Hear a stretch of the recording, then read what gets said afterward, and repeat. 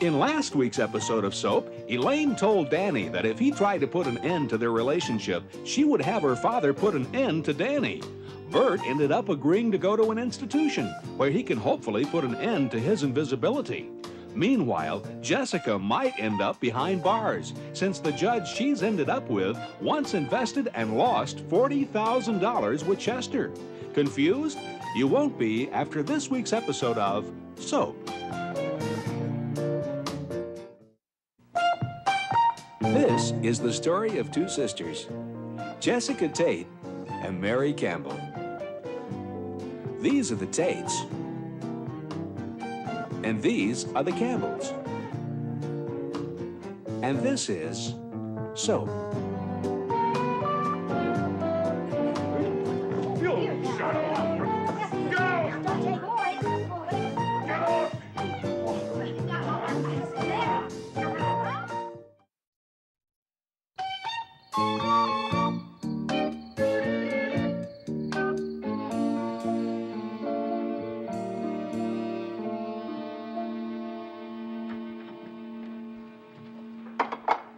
I can't believe it. Danny's bringing home a girl. I'm a nervous wreck. Mary, what are you nervous about? Listen, a guy brings home a girl. It's important. It's serious. I don't know. I used to bring him home because I couldn't pay for dinner. I hope she likes us. I hope she's nice. Oh, God, I'm nervous. Mary, wait a minute. You got this all wrong. She's the one being brought home. She's supposed to be nervous, not you. You're right. I'm not being looked over. I'm doing the looking over. Right. I'm the one that has to like her. Right. Then why am I so nervous? Beats me. Darling, there is one thing.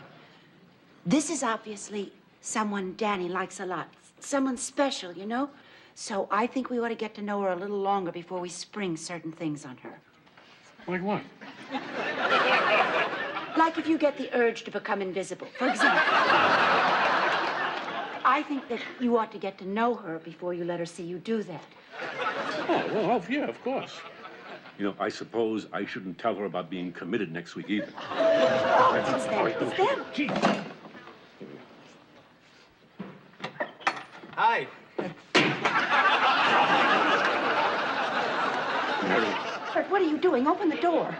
Mary, I hate to be the one to tell you this, but it's a guy. What? It must be contagious. Danny's as gay as Jody. He's with a guy. Bert, what are you talking about? Open the door. Okay, then you'll see. Now, oh, just don't scream. Because I'm in Fruit City. What are you, fruitcake? Get your hands off me. Bert, you lay out. Bert, take it easy. He's a bodyguard. What? Yeah, you see, Elaine's father, he worries about her, so she has a bodyguard. And I thought I was overprotective. Do we get to meet her, or does she just wave from the car? No, she'll be right in. Dan, have you slept with her yet? Oh. I mean, because when you do, what happens with the gorilla? Elaine, this is my mother, Mary Campbell. Hi. This is my stepdad, Bert Campbell. Yes, hello. Mom, Dad, this is Elaine Lefkowitz. Jewish. What of it? Nothing. I love Jewish people. Elaine, come in, sit down. Danny, Jewish? So? You don't know about Jewish girls? What? They're hot. You're going to have yourself a lot of fun here if you aren't already. So, come on, tell me, how did you two meet? Well, he broke in through my bedroom. Boy, you Jews got the greatest sense of humor. It's the truth. You know, it's a good thing you're here tonight, because next week Bert's going to be committed. He thinks he can make himself invisible. I want you to know everything about this family before marrying into it. Hi, everybody. Hey, What is he, some kind of weirdo? I don't know. Get your hands off me, you girl! see that? He thinks that doll is real, and to tell you the truth, sometimes so do I. He's nuts. He's my son. He's still nuts. See, Miss... Hey, do I get to meet the dindle or what? Elaine, this is Chuck, and Bob. Guys, this is Elaine Lefkowitz. Hi. Hi, nice coat. You folks polar bears? Throw her a fish, maybe she'll do a trick. cute, huh? Hi. Danny, for me? You shouldn't have. Hi. Don't you think we should talk first? Is that Elaine? That's her. Elaine, this is Jody. Jody, this is Elaine Lefkowitz. Hi, Jody. Hi. Jody's a fruit. Well, hey, whose family's perfect? My father's a gangster. Your father's a gangster? Our father's a gangster. Hey, your son is a fruit. He's not my son. He's my son. Well, he's crazy. All right, that's it. I've had it. I'm leaving.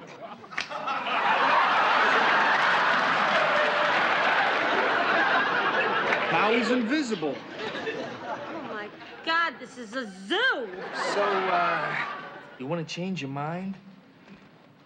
Hey, cutie, wanna mess around? Excuse me. Can I have your attention, please?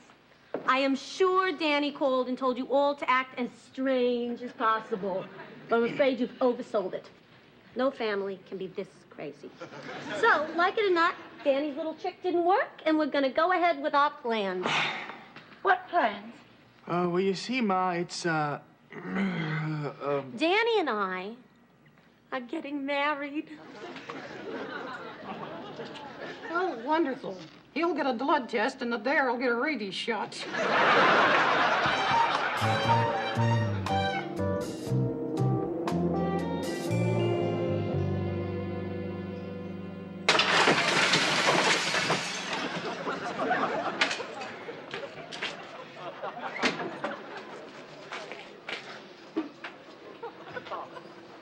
I don't know, Father. I just don't think this retreat is working. I mean, I still think about her. In fact, I think about her more here than I did back home. But that could be because I need something to keep my mind off this cold. Listen, I know we're not supposed to ask for signs. We're supposed to go on faith. But do you think you can give me a sign anyway? I mean, just something to let me know I'm on the right track. Tim. My God, is this the sign? Tim. Corinne! Corinne, how did you get here? No one could get here. This place is totally isolated. Oh, it wasn't easy, let me tell you.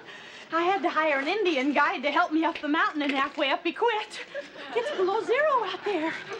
It's below zero in here. Tim, is this where you live? Yes, Corinne, you can't stay here. You can't stay here either. It's freezing. Now, there's a beautiful hotel down the mountain in Banff.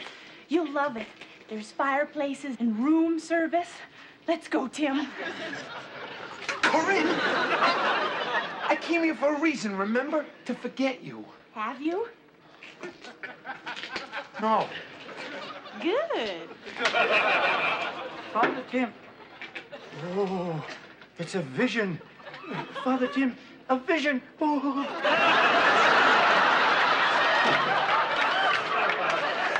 Corinne, get out of here. In 1 minute, that guy's gonna be on the phone with Rome and they'll declare a new saint. Now go. Go? After what I went through to get up here? You think it was easy?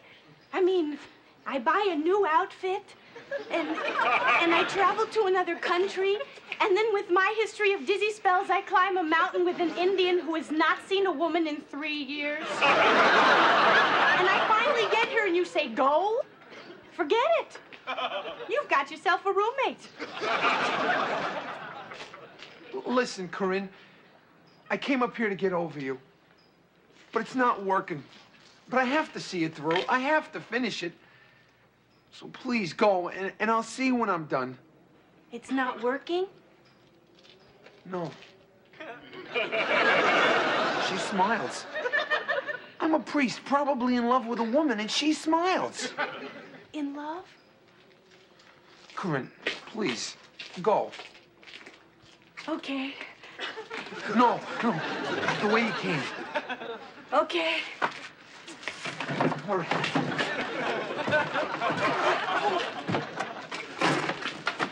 But I'll be down at that hotel. She was here, she was. It was a vision, right, Father Tim? She was a vision, all right. But she's gone now. The Lord giveth, the Lord taketh away. Yeah. Maybe I've been on the mountain too long.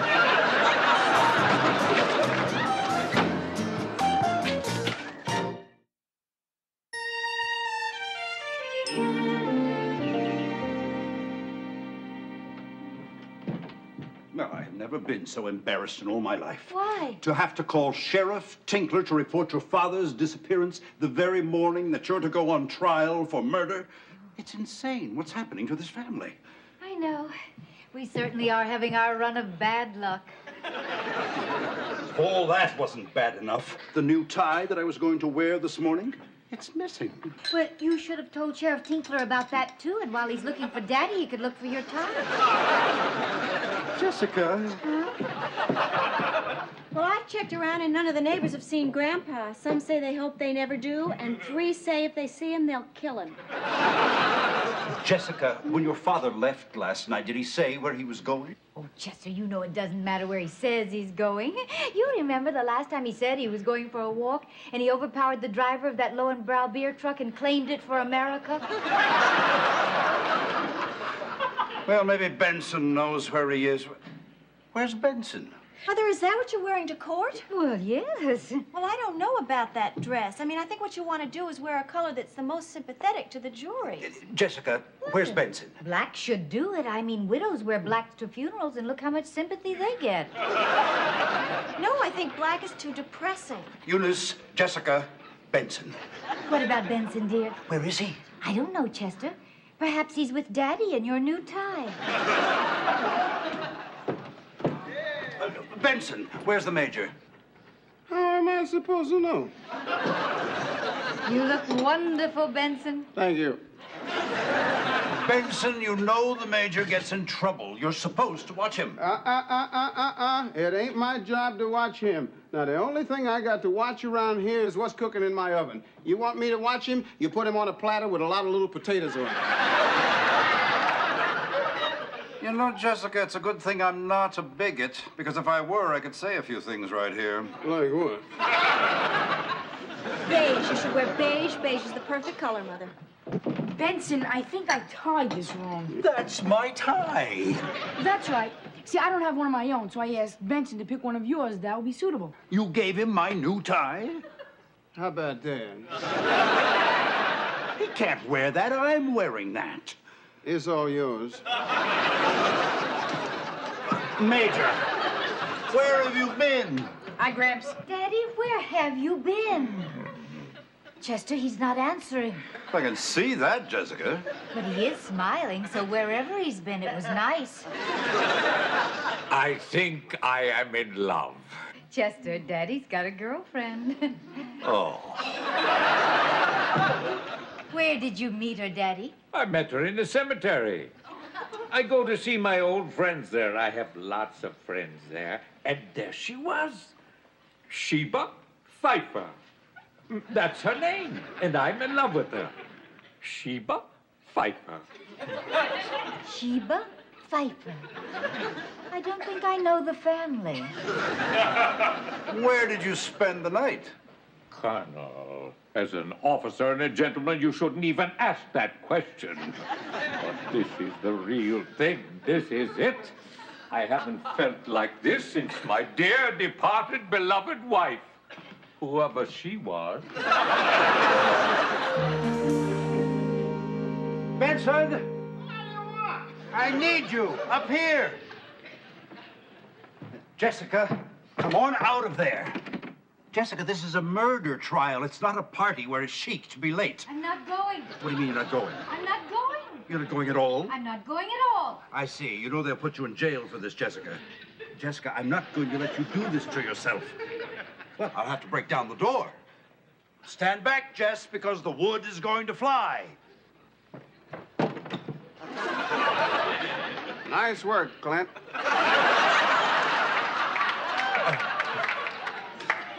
Good, solid door. I don't make doors like this anymore. When are we going? As soon as I can get your mother out of the bathroom. Benson, I want you to go downstairs, get a ladder, go up on the roof and through the window. Is he talking to me?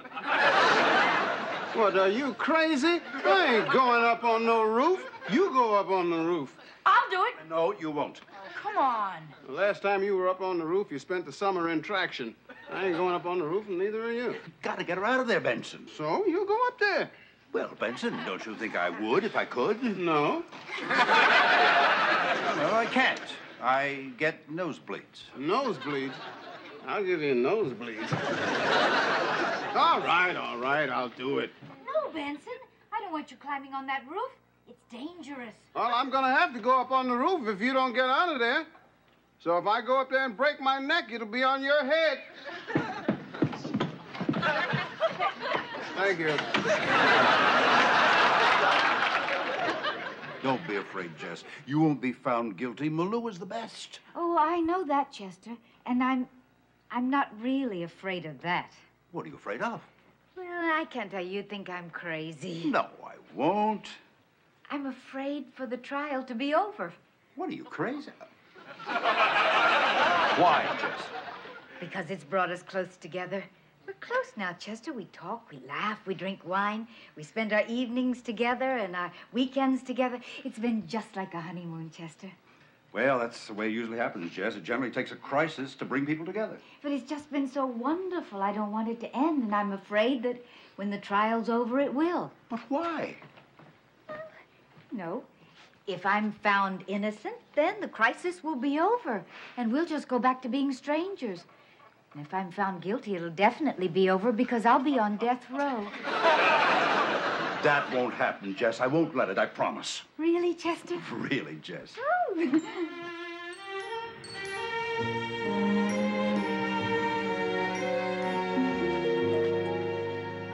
Hello, I'm Carol David, Mr. Malou's assistant. And you are?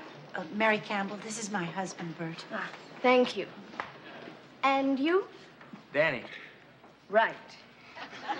And, Chuck. Chuck? And Law. And you're Jody?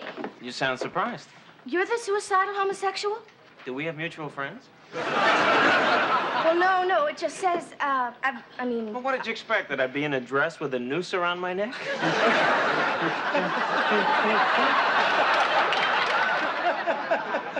I'm sorry, I guess what threw me is you're just so adorable.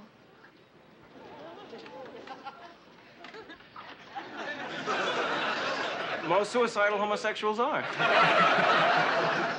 Listen, when court adjourns for lunch, give me a chance to start off on a better foot.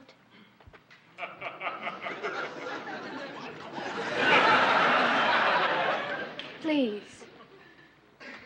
Okay.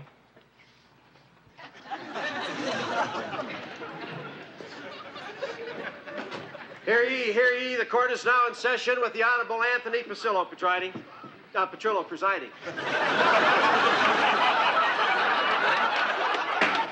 Court will please rise.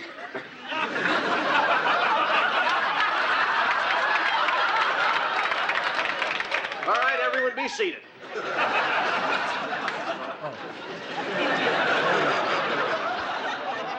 Where the hell is she? This is a murder trial. You can't be late for your own murder trial. Counselor, where's the defendant? Your Honor, they were detained. I think she should be here any second. Well, something must have happened, Your Honor, because Jessica's always on time. That's one thing about Jessie. She's never, ever late.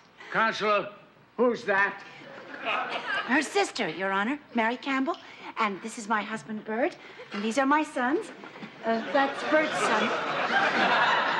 You know, last night, Jessie had a little upset stomach. Maybe she was feeling a little nauseous. Sit down. Hello.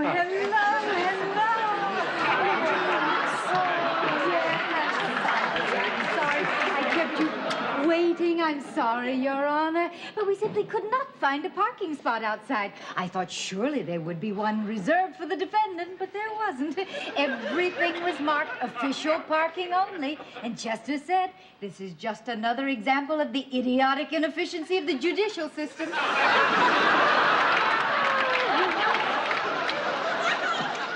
Is this my jury.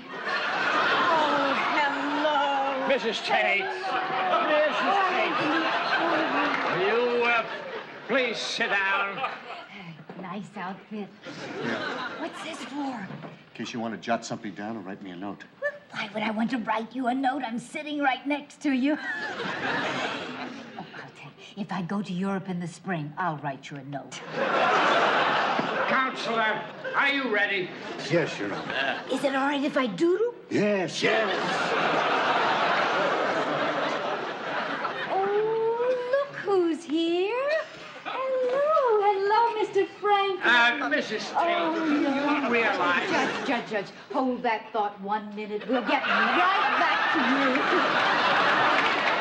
Now, don't you think it's silly for all of us to sit at two big tables? I mean, it creates an almost antagonistic atmosphere. Sort of them versus us. Don't you think it would be better if we all sat at one large table? Much warmer and friendlier than... Mrs. Tate, I've endured your stalling tactics long enough. Counselor, please. All right, Mr. Franklin. You can begin your opening statement. Thank you, Your Honor. Ladies and gentlemen of the jury, we have here an unusual case. Unusual in the sense that this being a small town, the defendant is familiar to most of you. You must, however, I repeat, you must divorce yourself from any previous opinions you may have of the defendant, and instead pay attention only to what you hear in this room.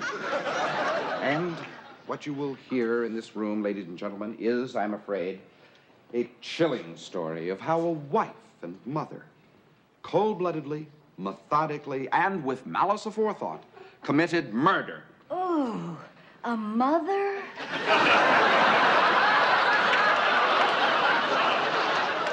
How awful. Yes, ladies and gentlemen, it is true, and I will show you how Jessica Tate, an angry, spurned, frustrated woman, What? with hate in her heart, in cold blood, murdered Peter Campbell. Oh, please,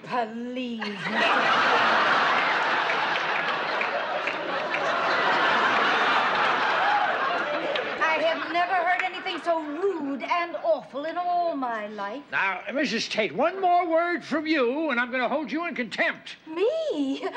Well, if there's any contempt around here, it's coming from him. I have never heard anything so contemptible in all my life. And I am not going to stand for it. I'm going.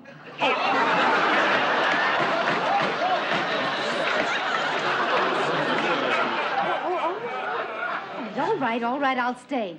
But I must warn you, if you continue in this manner, I will not come back tomorrow. Go on now, but be nice. The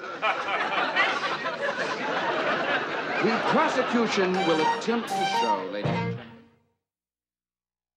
Will Danny marry Elaine? Or will he choose the carefree life of a bachelor and have his head blown off? Will Father Tim leave the retreat to see Corinne? And if he does, will they make him pay for the window? Will Jessica be found guilty of the heinous crime that Franklin has accused her of? And what does heinous mean?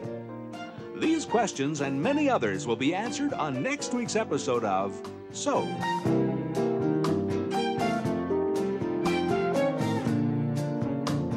Soap is videotaped in front of a studio audience.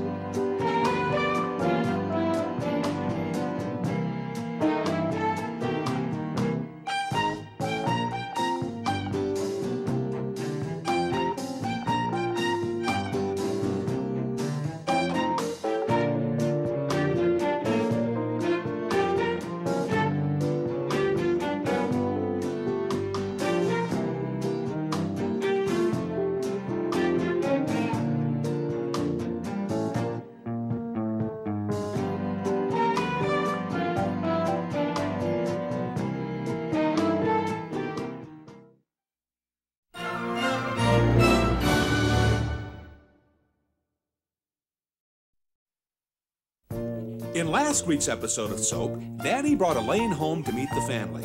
Despite Bert's invisibility, Mary's hostility, Jody's homosexuality, and Chuck and Bob's insanity, Elaine wants to marry him anyway.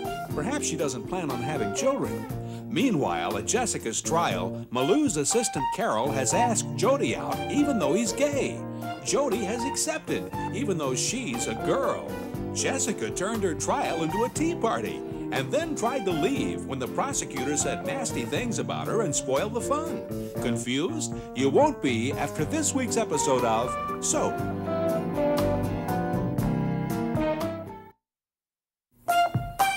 This is the story of two sisters, Jessica Tate and Mary Campbell. These are the Tates, and these are the Campbells. And this is Soap. You shut up!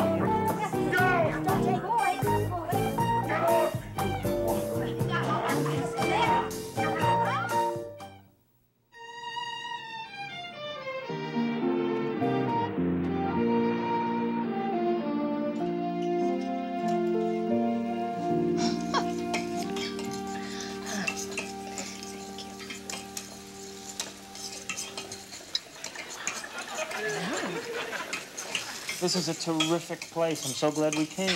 I'm just glad I finally got you out at night. Carol, lunch, dinner, what's the difference? Dinner is romantic. Carol, there's not going to be any romance here. Why? I'm a homosexual, remember? I've been meaning to speak to you about that. Listen, Carol, I like you, but I'm gay. So if you have expectations other than being friends, I want to go to bed with you.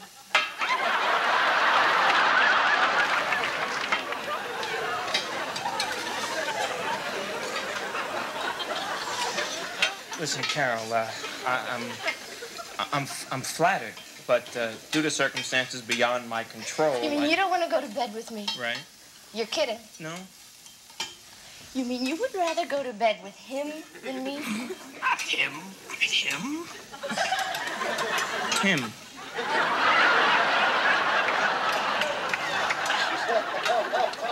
Why would you want to go to bed with him? I'm better looking than he is. I mean, I wouldn't even want to go to bed with him. Oh, you know, this is wonderful.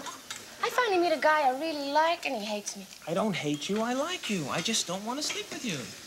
You don't like me. I do. A lot. I love being with you. Listen, we can be friends, and we can see each other all the time. We can? Sure, as friends. And we can go out? Absolutely, as friends. And we could go away for a weekend together.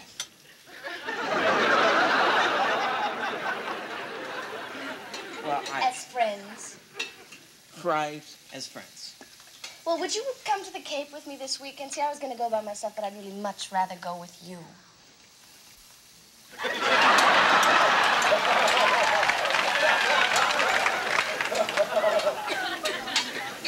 As friends?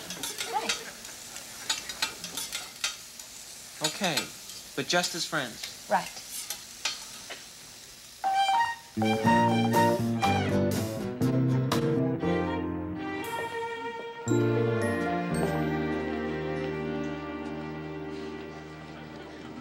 Mary.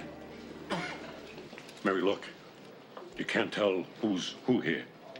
What do you mean, darling?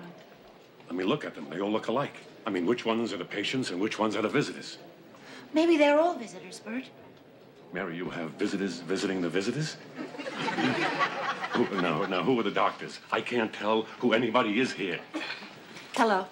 Hello? Sure, hello. It's easy for you to say hello. Hello, I'll give you hello. Hello! I think I'll be able to tell. Hi. Hello. Hi. You here to check in? Yes, please. Name? Bert Campbell. Bert Campbell. Doctor's name? Medlow. Ah, Dr. Medlow. He's a good man. Symptoms? Invisibility. Hey, that's not bad. I'm paranoid. I beg your pardon? Paranoid. The secret police are after me. The Argentinian secret police. And they might be back. So, that's why I keep changing hats. It confuses them. I see Harold's admitted you. I'm Dr. Resnick. You must be Mr. Campbell. Yes, hello. Hi. I'll give you a few minutes to say goodbye, and then I'll be back to show you around. Now, where were we? He's a patient. Hey, with these hats, you think I'm on staff? Harold Bronfman, paranoid schizophrenic. You work here? Oh, yeah, we all help out. Well, I'll see you later. It's a cheerful place. Mary, please don't, huh? Come on. We all know what it is. But, darling, they'll help you. They'll help you get better. I don't know, Mary. Doesn't look like they've been much help to the Mad Hatter. Bert, we don't know. You know, maybe this is an improvement. Maybe when he first came here, he'd change his entire outfit.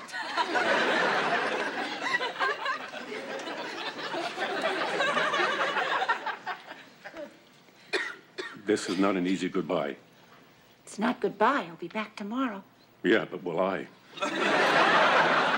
You'll be fine. You'll see.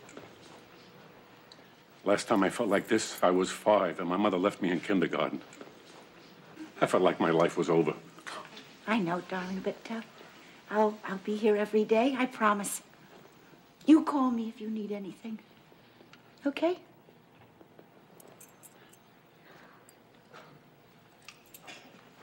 See you tomorrow.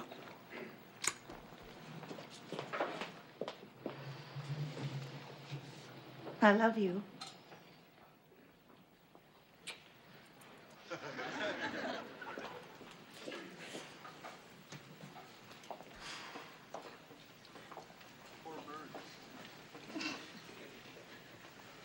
Scared?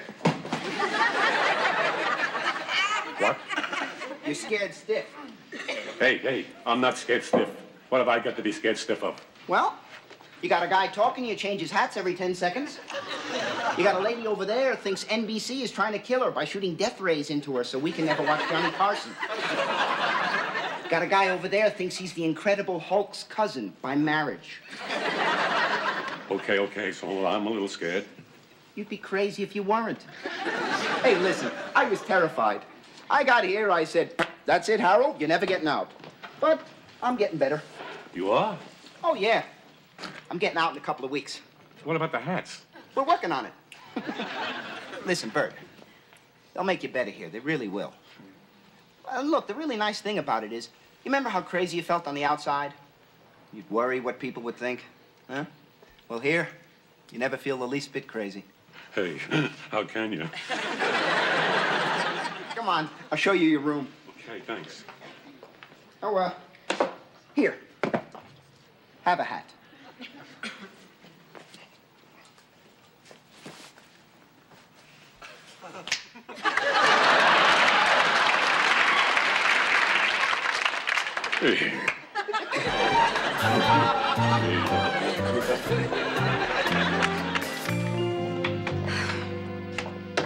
Well, that's it. I mean, the minute we find Billy, I am leaving. I absolutely refuse to bring any more tragedy into this family. Jessica, stop talking nonsense. No, I am a curse. I am like one enormous jinx. If Edgar Allan Poe were alive, he'd fall in love with me. Jessica, it's perfectly normal for a young man to run away at one time or another. No, it's me. Something awful happens, just look around. I'll be in the vicinity. Jessica... Peter gets murdered, Bert goes insane, Corinne runs away, Billy leaves home. Now, I am very surprised India had those floods without me. Maybe he went to Jennifer's. He wouldn't be caught dead at Jennifer's. Benson, he happens to be in love with Jennifer. Oh, that was last week. This week he hates her guts.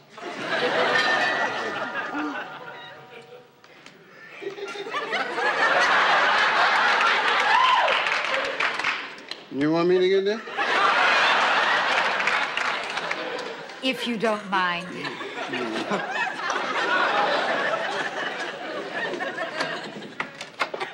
Dick Tracy. Well, did you find him? This family is a whole career.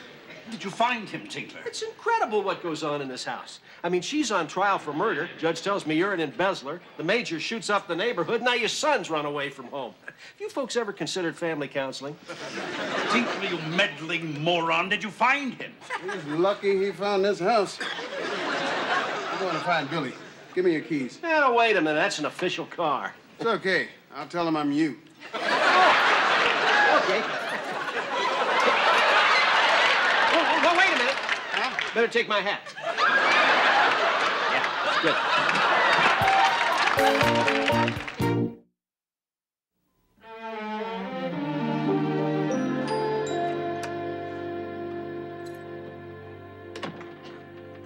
Hey, what are you doing still up? Waiting for you. Is something the matter? Let's talk. Yeah, sure. What is it? You and Elaine. Oh, yeah. Danny, do you love her? Yeah. Well, it's the strangest love I've ever seen. I watched the two of you. Every time she opens her mouth, you cringe. You make believe you don't hear her when she asks you a question, and a few times you stuck your tongue out at her when her back was turned. What? Were you spying on us? Spying? You were at the dinner table. Danny, don't marry without love. There's nothing lonelier than that. Where would Bert and I be now if we didn't love each other? I have to marry her. She's pregnant. Danny, you don't have to marry these days for that. These are modern times. Pregnancy is no longer a reason to marry in panic. She's not pregnant. Thank God. Night, Ma. Then why are you marrying her? Ma, you remember when I told you that the mob had a contract out on me? Well, Elaine intervened and saved my life. Well, Danny, gratitude is nice. But you don't have to marry her. I mean, something from Tiffany's would be ample. I have to marry her. Danny, I don't know how to say this. What? Well, I'm afraid I'll hurt you. Hey, come on, Ma. All right. Danny, she's awful. She's selfish and sarcastic, and pushy, and tactless, and cruel, and obnoxious. And her father will kill me if I don't marry her. People can change.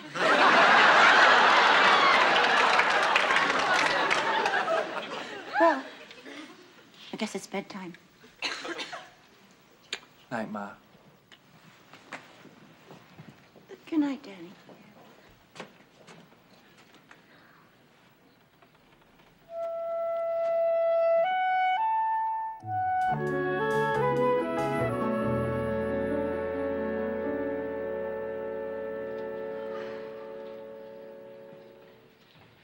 I am really the kiss of death. Yeah. You remember when Daddy and I went to Florida last year? First frost in 50 years killed the entire orange crop. Jessica, knock it off. Oh, Daddy. Daddy, did you find him? Who? Billy. Billy who? Billy, your grandson. Oh, the lad. No. But did you know this town has a black sheriff? Come on, Grandpa, I'll get you some tea. Here we are. Really? Oh, honey. Are you all right? Here are your car keys. And your handcuff keys. Handcuff keys? Yeah, while I was out, I arrested a drunk driver. Nice work. Hey, you people through with the hero's welcome? This is a runaway kid, not a lost puppy, you know. Are you going to tell him, or should I? You have a way of making me look good? Go on, tell him. Well, I got my report card back, and I failed math. Figured this family has enough trouble. Why add to it? I mean, with Mom on trial for murder, Corinne leaving, and now Dad being... We know. So I couldn't show you my report card, and I decided to run away. But when I was hitchhiking, the first car that stopped, I got scared and ran into the bushes. Oh, I had this awful picture that the driver turned out to be the garbage bag killer. And 40 years from now, they'd discover my body in a Glad bag, and you'd identify me from the fillings. I'm sorry I did it. Hope you're not mad at me. I mean, you really don't need that now with Mom on trial for murder and Dad being... We know. Well, I'm sorry. And I'll work on my math. Oh, Billy. We're your family. We love you. Don't you know that there's nothing in the world that you could do that's so bad that you couldn't tell us? I mean, after all, I'm on trial for murder, and your father's in that. we We know. Good night. Okay, son, why don't you go upstairs and get some sleep? Thanks, Dad. Hi, Gramps. Oh, there you are. Look, everybody, I found him. You had us worried sick. I'm sorry. Say, did you know this town has a black sheriff?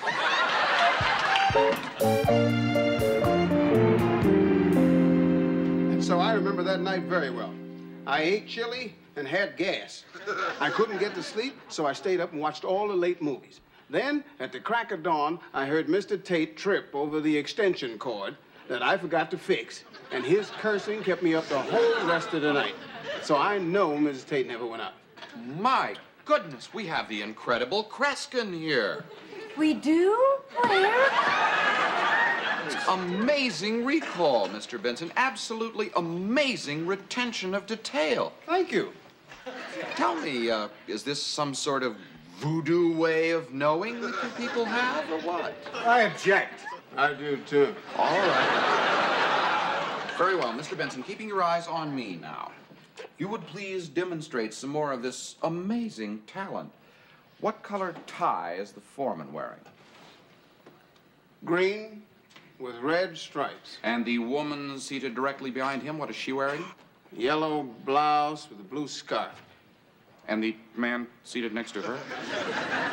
Three-piece blue suit with a blue shirt and a blue tie that clashes. And then the other guy... All right.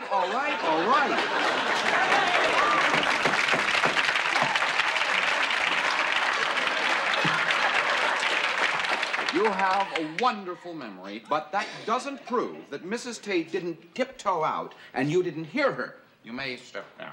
What? Aha! I said you may step down, but you didn't hear me.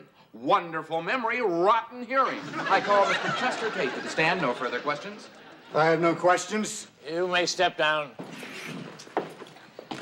The man mumbled. I hear great.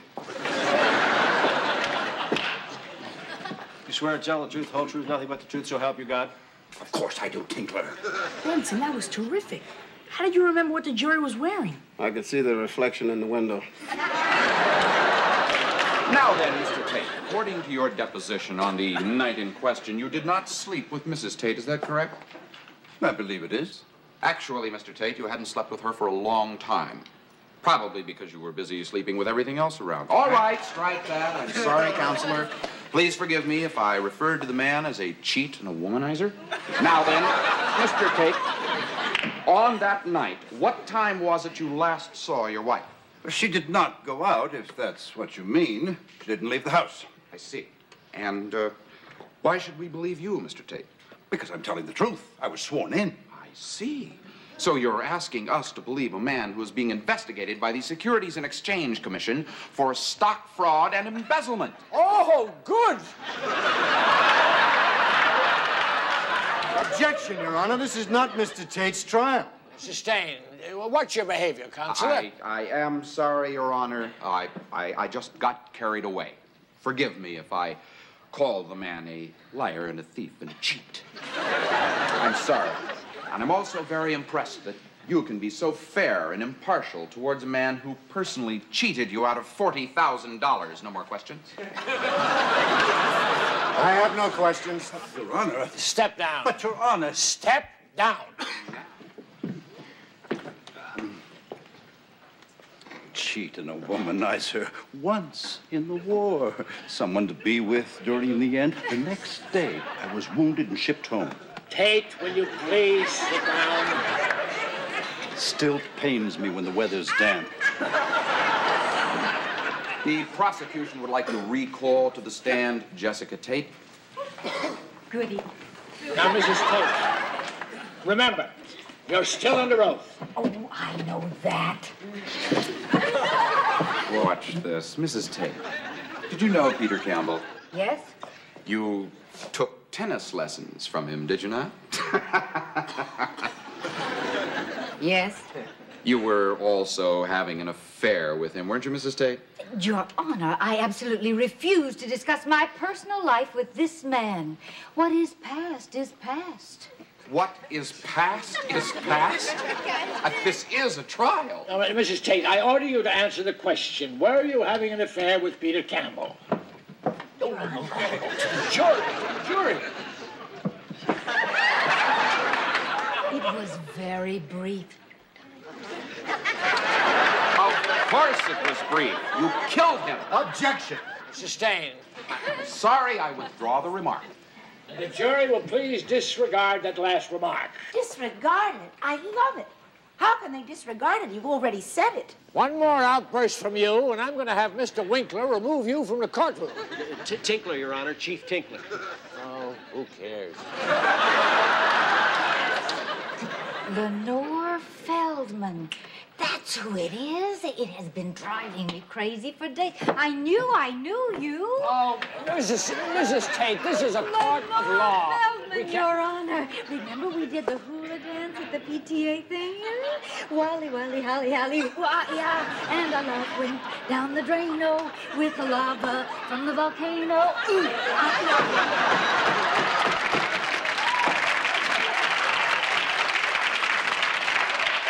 Drano, volcano? It rhymes. Your Honor, I move that Mrs. Feldman be replaced by an alternate since she had a prior relationship with the island princess. Granted. So, you were having an affair with Peter Campbell, a man young enough to be your son. The man with whom your daughter was in love. Her daughter, ladies and gentlemen. And she couldn't stand to see her daughter have him. So... Shoot that man!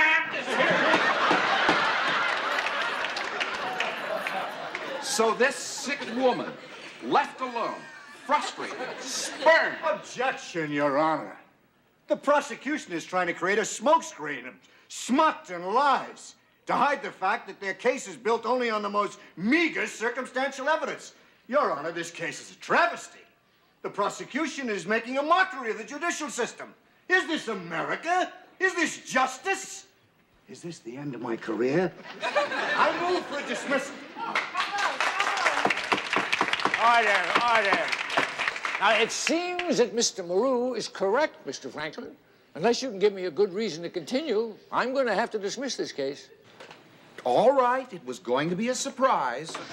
But, Your Honor, tomorrow you will hear testimony so startling, so damaging to the defendant that we'll be lucky if the jury doesn't leap over the railing and lynch her on the spot.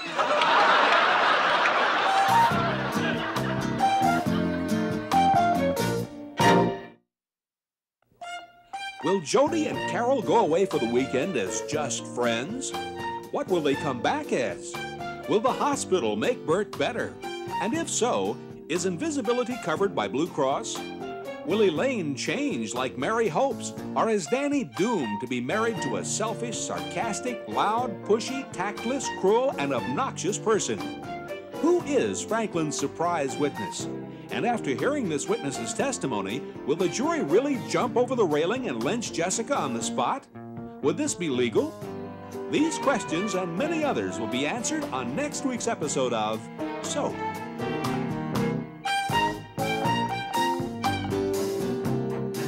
Soap is videotaped in front of a studio audience.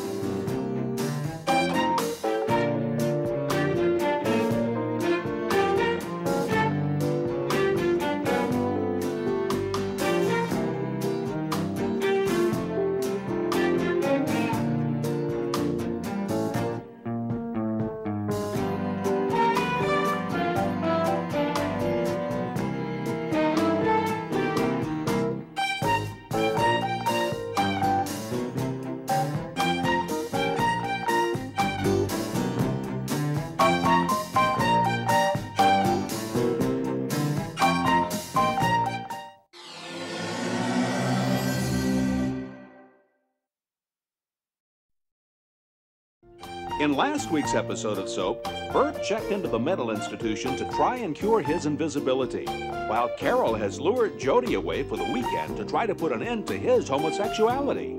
Meanwhile, Prosecutor Franklin has promised Judge Petrillo a surprise witness who will put an end to Jessica. Confused? You won't be after this week's episode of Soap. This is the story of two sisters, Jessica Tate and Mary Campbell. These are the Tates, and these are the Campbells. And this is Soap.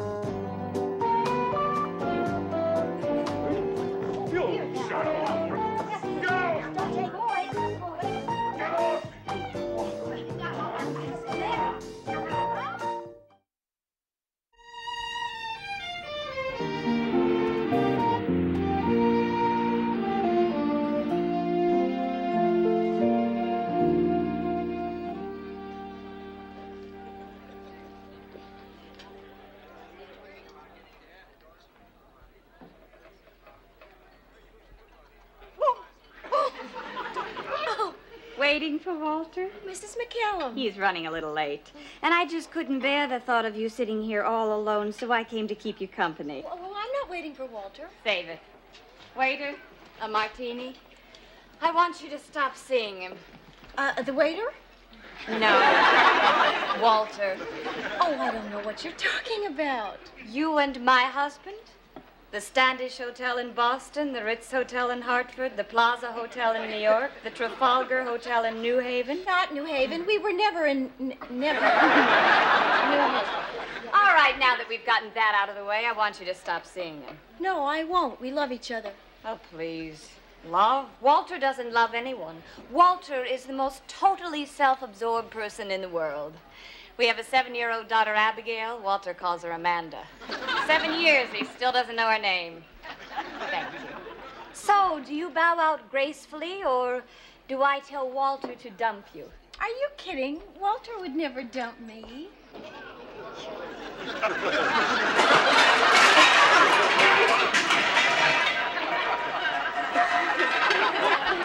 Guess you spotted me.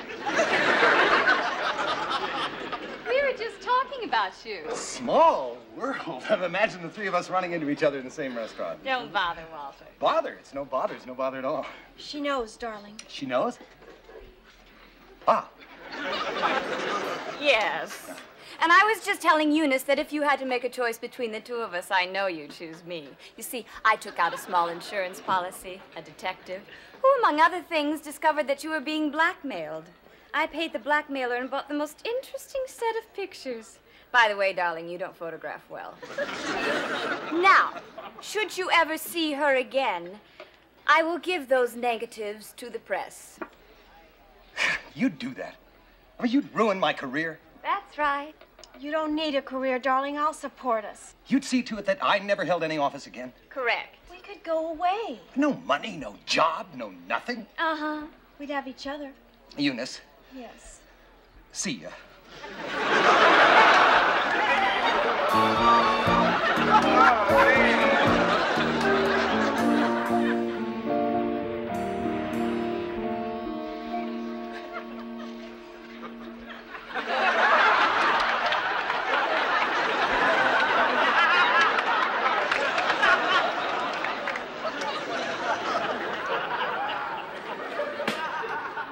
Mom. It's all my fault. I sent him here. He didn't want to come. Ma, come on. He had to come.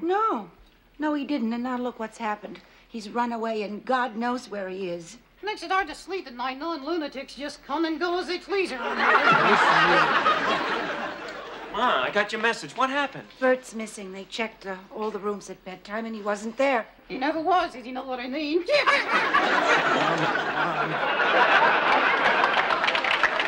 How long has he been gone?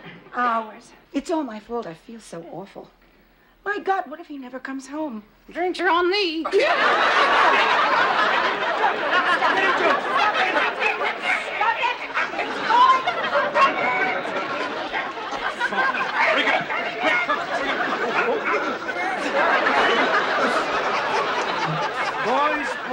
Boys. Lights were out over an hour ago. Back to your rooms. We're just visiting. You're visiting. Two men attack a wooden doll while the third screams. Nice try. See, you don't understand. Bob here was saying some really nasty things. Oh, yeah? Yeah. Danny, not here. Oh, I see. The doll said something nasty, so you wanted to kill it. They're visitors, Doctor. Who are you? Their mother. I'm sorry. We have visitors' passes. Visiting hours are over. You'll have to leave. You see, we're waiting for my husband. He ran away. I don't blame him. Keep the noise down and try and set an example for the patients.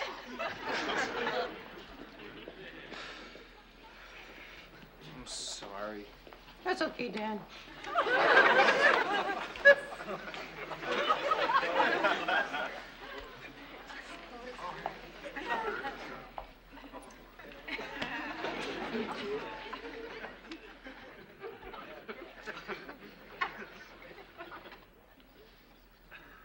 Hey, Mayor. How you doing? Where were you? We were so worried. I didn't do anything. Yeah, you all right? Yeah, I'm fine. I'm okay. You boys wait downstairs for me. And no more fighting. Are you all right? What happened? I ran away. Bert, is it so awful here? Do you hate it that much? No, Mayor. It's not awful at all. It's very nice here, and I'm getting better. I really am. I'm getting better. Then what is it? You see, Mayor, we talk a lot here, and we tell our secrets, you know. And at first I thought, hey, forget about it. And nobody's going to hear my secrets because I got some very weird secrets. That wasn't until I heard their secrets. Worse. It's mostly the same. See, we all have the same secrets. I mean, they come out a little different, and I don't know, maybe there are one or two here who, frankly, are a little more creative in the way they look at the world, like Chicken Man, for instance, but essentially... Chicken Man. Yeah, when things get rough, he becomes a chicken. Oh. If things get too rough with me, I then disappear, and, you know, Harold wears hats, some people drink a lot, others sleep, and, you know, and... see, we all have our own ways of stepping back when things get too rough. In that way, Mayor, we're all the same. I eat. Yeah, like that. See, but then I realized that I had one secret that nobody else had, and unless I told them the secret, I couldn't really get better. And unless I told you the secret, I couldn't come home. See, because, Mary, I can't live with you and love you and keep the secret from you. So tell me, darling, tell me the secret. I can't, Mary. That's why I ran away, because I realized I can't tell you the secret, so I can't go home. Then I thought, I can't tell the secret here, so I can't stay here, so I ran away, and I roamed around the city all night in the subway. On the subway, I could have told my secret. Nobody would have cared. But you came back here. Mary, I can't live on the subway. Oh. So I figure I can tell a secret here. Except, of course, I don't want to live here. Mary, I got no place to go. So, darling, tell me the secret and come home. I can't. I gotta go. I don't know where I'm going, but I gotta go. Bert, I love you. You are the most important thing in my life to me. So there is nothing, absolutely nothing that you could tell me that would change the way I feel.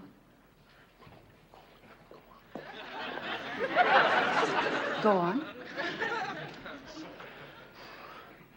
I kill. I am Merlin.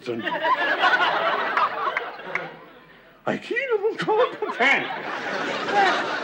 Sweetheart, this doesn't have to be so difficult. No matter what you say, no matter what you have done, I will love you. That's what you think. Go on now.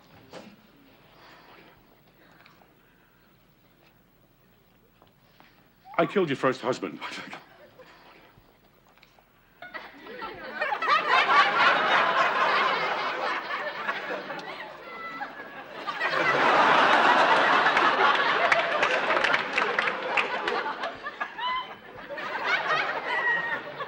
I killed your first husband.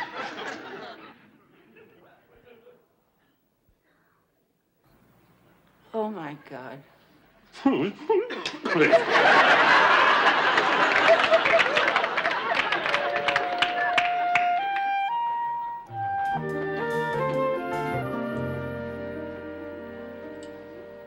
Are you all right? Boy, oh boy, I wish my cardiologist could have seen me. I didn't mean to rush you, but my daughter is coming home. You know, I didn't think I could. I didn't think I remembered. You didn't remember much. I hope you had a nice evening, Ingrid. How can you even ask, Anthony? Why, you are probably the most intelligent, fascinating, and gentle man I've met since Ingmar Bergman. Bye-bye, Tony.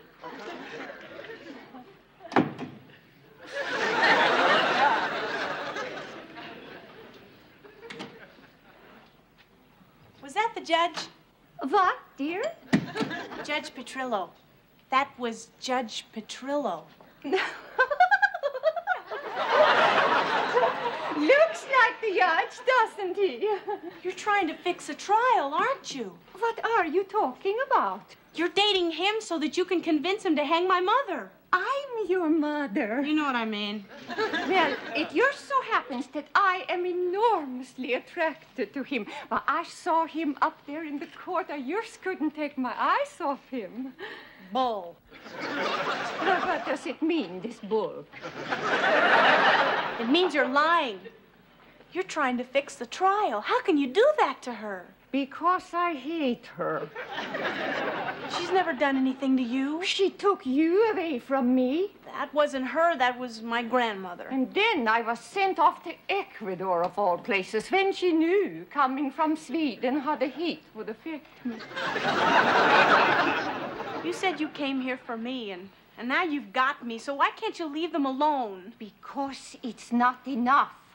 I want to see them all suffer.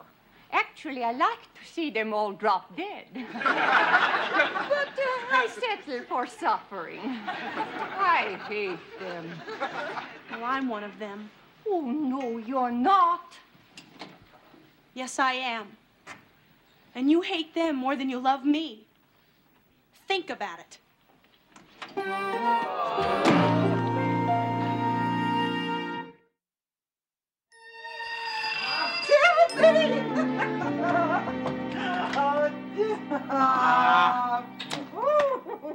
How are you, Ma? Good, good. Come on in. Oh, I cooked you everything that you love. Lasagna? Oh, lasagna's just the beginning. I need to talk to you, Ma. Yeah, sure. I got a problem. Oh, I love it. People come to priests with their problems, and look, a priest comes to his mother. Well, I felt I ought to let you know what was going on. Yeah, sure. What? Of course. Tell your mother. There's a girl. Where? No, Ma. There's a girl, and I keep thinking about her. Uffa. I can't get her out of my mind. It's a test. He's giving you a test. Don't you know a test when you see one? No, Ma. It's not a test. I'm thinking about leaving the priesthood. You know, I finally saw that Star Wars film they were all raving about. I don't know. In my day, they had a leading man. It was Clark Gable. Today, they got a little machine that goes boop. Ma, did you hear what I said? I mean, frankly, I could have stayed home and looked at my upright vacuum cleaner. Did you hear me? I'm sorry. I'm getting a little old. I don't hear so good. I said I was thinking about I mean, not only is my hearing bad, but my heart is very weak. I mean, the slightest shock, and it could kill me. Otherwise, I'm fine. I said I was thinking about I heard what you said. You're thinking about leaving the priesthood. Yes. Okay. Fine. Ma, what else can I do? I think I'm in love. Fine. I'd like the coffin closed, please. Please, Ma. I came to you because I need some help. some understanding. Sorry. All I can give you is lasagna. Sometimes priests are wrong about their calling. I didn't break my vows. My superiors understand, and God will forgive me. Fine. If he wants to forgive you, let him. I won't.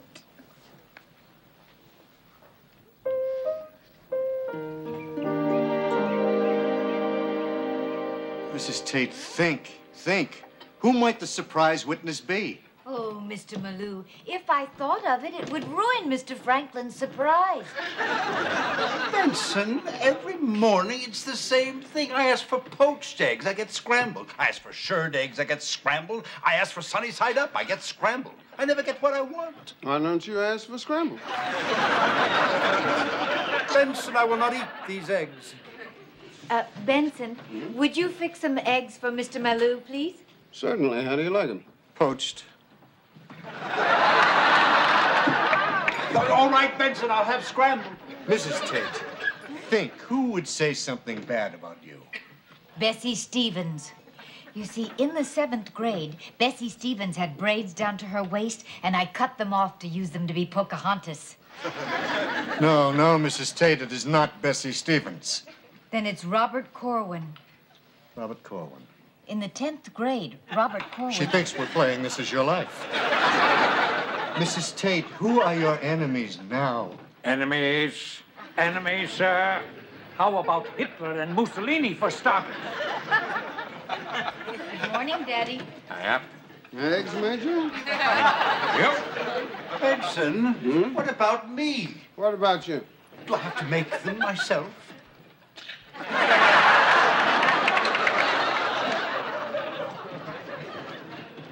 Mother, I'm not feeling too well. I've got a sore throat. Oh, dear. I'm afraid you'll have to cancel court this morning. I have to take Billy to the pediatrician. Mrs. Tate, you can't cancel court. Mom, I don't want to go to the doctor. You have to go to the doctor. You have a cold. You can't take him to the doctor. You have to go to court. I'll take him. Boy's sick. Get a call. And now, Mrs. Tate, before you complete your testimony, tell me, did you or did you not kill Peter Campbell? Do you know you have asked me that question 6 times? Yes. But this time I want the jury to hear. Did you or did you not kill Peter Campbell? 7. He has asked me that question 7 times. Do you wonder how this man ever got out of law school? No. No what? No, I didn't kill Peter Campbell. Thank you, Mrs. Tate. And now, in your lifetime, have you ever killed anything? No, never. Unless you want to count the times that I accidentally stepped on ants. I object. Mr. Franklin, you cannot help stepping on them. They're so tiny. But I never put out ant poisoning, and I never deliberately tried to kill them. I'm sorry.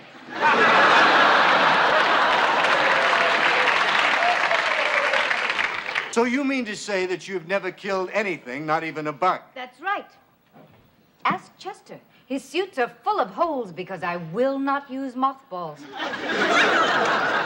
Thank you, Mrs. Tate. Holes in his sweaters. Thank you. Holes in his socks. That's enough, Mrs. Tate. Holes in his shorts. But they're not moths, they're flies.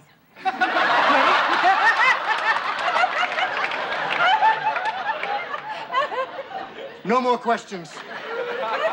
Flies in his shorts. Ever try to use a pair without one? Now, Mrs. Tate, did you or did you not kill Peter Campbell? Weren't you listening? What is the matter with you men? Objection, Your Honor. The counsel is badgering my client in an obvious attempt to stall because he cannot produce the surprise witness he's promised for today. I can, too. Oh, yeah? Yeah. Mr. Franklin, how much longer do we have to wait? Just a few more minutes. I object, Your Honor. The court has indulged the counsel long enough. One wonders if he even has a surprise witness at all. Well, Mr. Franklin, the court will allow you a minute or two longer, but that's all. Thank you. Everybody relax. Have I got time to go to the bathroom? Don't take anything to read.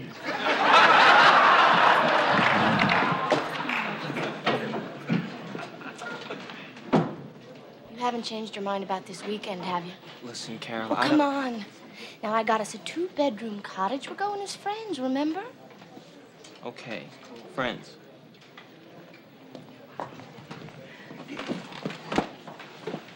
You're going away with him for a weekend? That's right. But he's a homosexual. That's right. And he might come back a homosexual. But if he does, he is sure gonna have something to compare it to. All right, Mr. Franklin, your time is up. Now, I'm sorry, but I'm going to have to... Your Honor, I would like to call to the stand at this time Mrs. Sheila Fine. Who's that? Mrs. Fine, pay attention. You're going away for the weekend? To the beach with a girl? Wonderful. I hope she takes a book to read. Be seated. State your name and address, please. Sheila Fine, 1593 Rock Ridge Road. But call first.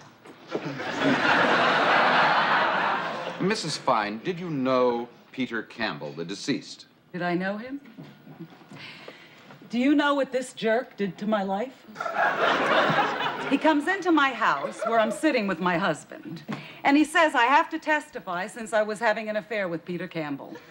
My husband called his lawyer, grabbed his girlfriend, and flew to Acapulco. I hope a taco chip gets caught in his throat and he chokes to death. Yes, Mr. Franklin, I knew Peter Campbell. And how did you know him? Lying down. I see. And where was the last time you saw the defendant, Mrs. Tate? In Peter Campbell's bathroom, the day he was murdered. And did you hear the defendant say anything? Your Honor, this line of questioning is an obvious delaying tactic on the part... If it please the court, I will explain my line of questioning. Your Honor, up until now, there has been only one element missing from the state's case. We have shown the motive for the defendant. The murder weapons were found in the defendant's possession. And now we are about to hear testimony that once and for all will remove all doubt and clearly establish the guilt of the accused. Mrs. Fine, what did you hear Jessica Tate say to Peter Campbell on the very day of the murder? I heard her say to him, "I'm so angry I could kill you." The prosecution rests.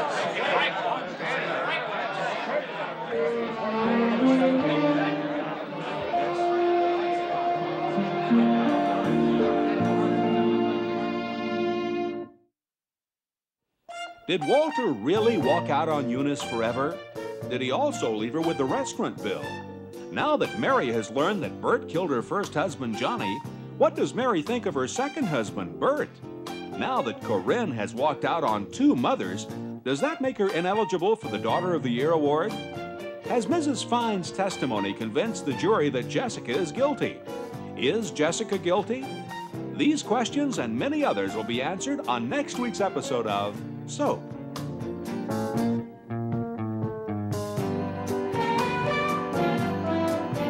Soap is videotaped in front of a studio audience.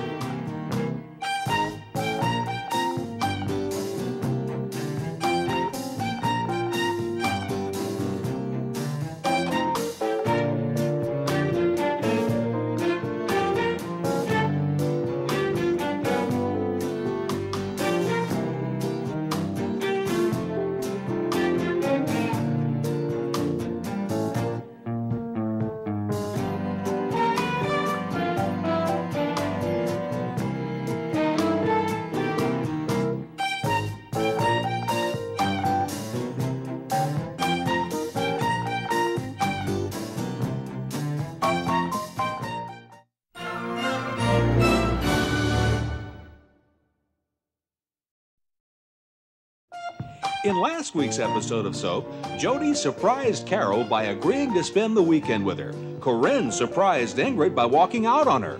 Bert really surprised Mary by telling her he killed her first husband. And speaking of surprises, Mrs. Fine, the surprise witness, surprised everyone by testifying that she heard Jessica threaten to kill Peter Campbell. Surprised? You won't be after this week's episode of Soap.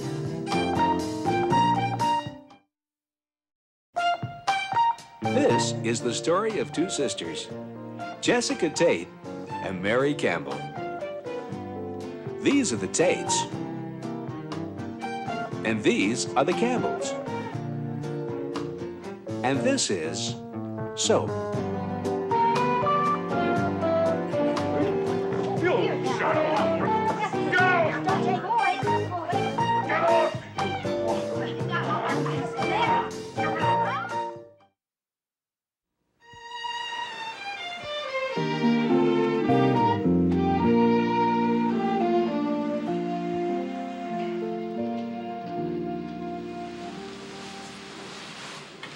Damn it.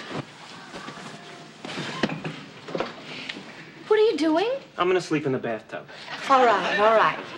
I won't do it anymore, I promise. I don't know what's with you, Carol. I mean, we agree we're coming up here as friends, huh?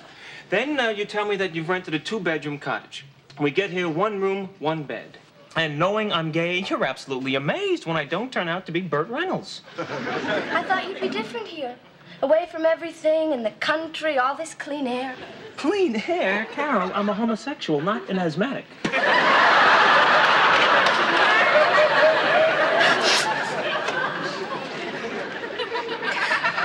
Carol, are you crying?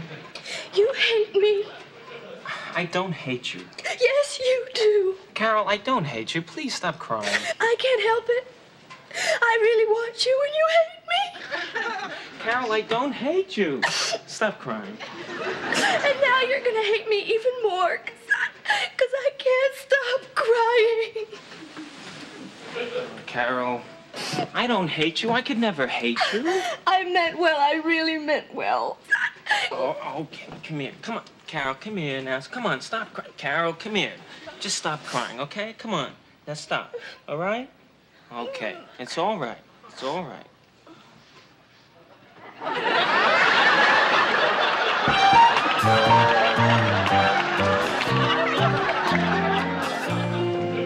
But Ma, Dad was a gangster.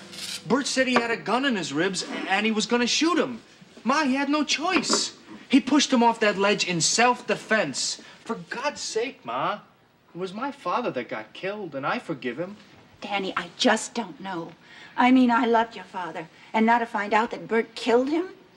It's not like he forgot our anniversary and I'm a little miffed. Well, he's gonna be home soon. What are you gonna do? I don't know. I mean, I've done a lot of thinking about it, but every time I sit down to think about it, I can't believe what it is I am actually sitting down to think about. My second husband killed my first husband. What is it with you? You got a thing for killers? Hey, were you eavesdropping? No. It was him. Yeah, it was me. Listen, play your cards right and I'll get you a date with Dirty Harry.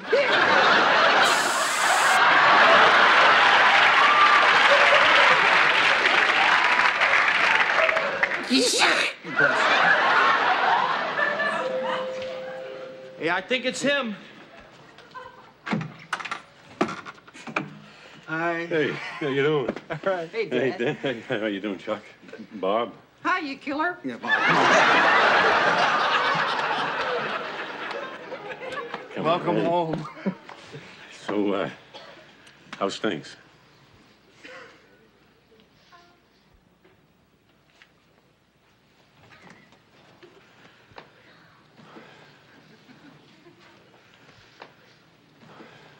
Hi, Mary. Hi. You're home. Yeah? Mayor, should I put this down? Oh, yes. Of course. Yes.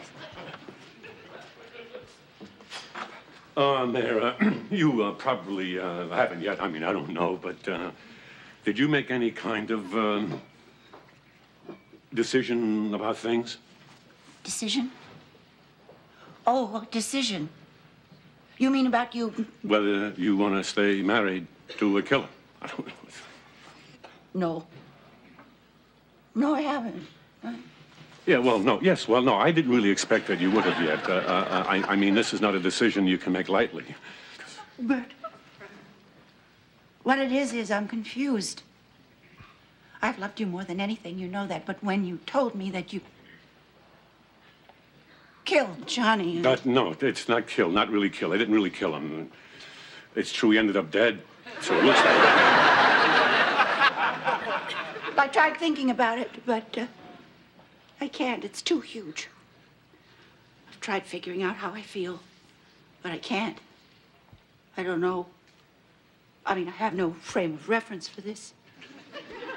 I've read Dear Abby all my life, but never ever once have I come across anything similar. Yeah, well, I wouldn't be surprised. And it's not like I can call a friend either, you know, and say, what did you do when your husband... No, yes, no, I know what you mean. I know you. I know you're not really a killer. I'm not, Mary, I'm not a killer. A pusher off the ledge, maybe, but a killer, no, I'm not. I know that. I know that. But still, it's happened. And for now, it seems to have made some sort of difference. I love you. I've always loved you. And I don't know if it will always make a difference.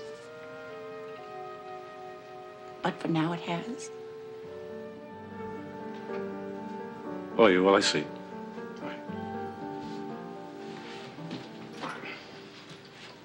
Bert. Hey, Matt, wait a minute. No, see, it's okay. I understand. And I'm fine. Really, I'm terrific. I'm okay. I mean, I don't want any pity. I'm a grown-up. I can take care of myself. I can function. And I'm fine. I'm really gonna be fine. And someday, if you want me back, you'll take me back because you love me, not because you pity me. So don't worry about it. Okay. I'll see you, kiddo. Maybe we could try. What?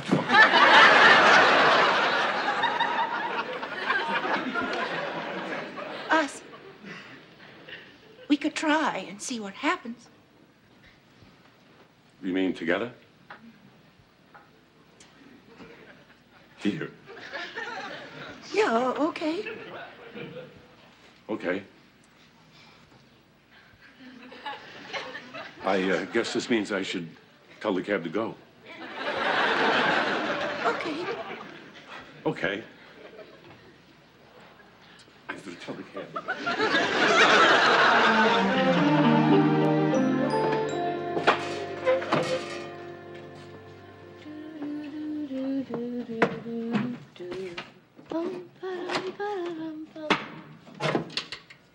How come I'm humming and you're slamming things around? You don't know? Because of last night. Because of what I did last night. Well, I did it too, but I'm not angry. But I'm gay. That's debatable. For 25 years, I'm gay. Suddenly a girl comes on a little bit, I'm in bed with her. You're a floozy.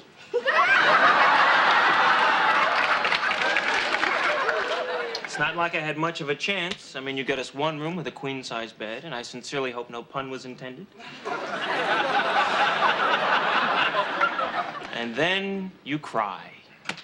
Listen, Jody, I didn't exactly have to get you drunk and tie you up. I'm sorry it was so awful. Carol, it wasn't awful. Wasn't even unpleasant. Matter of fact, if I'd known it was like that in high school, I might have gone to the prom. And what does this make me? Imagine how confused my hormones are. What the heck is he doing now? That's a girl, for God's sakes.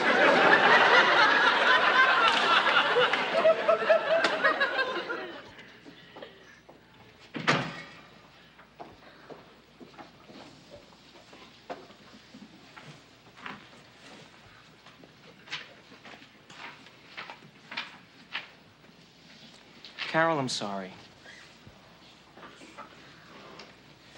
What's got me upset about this whole thing is what's gonna happen to us.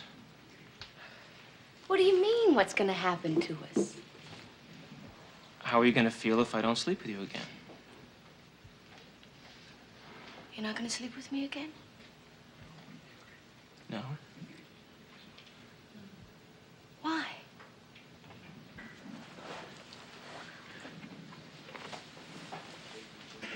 Carol, all my life I've lived a certain way. And I don't want to change. But I love you, and I want you to be my friend. And what I'm afraid of is that if I don't sleep with you again, you won't be my friend anymore. Jody. I love you. I'll always be your friend. You think I just want you for your body? Oh, my God. Do you know how many guys have said that to me?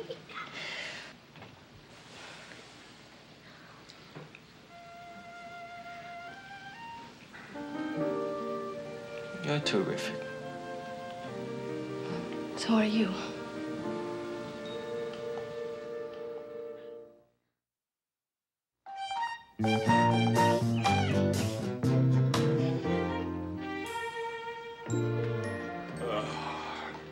Oh, Benson, I need strong coffee.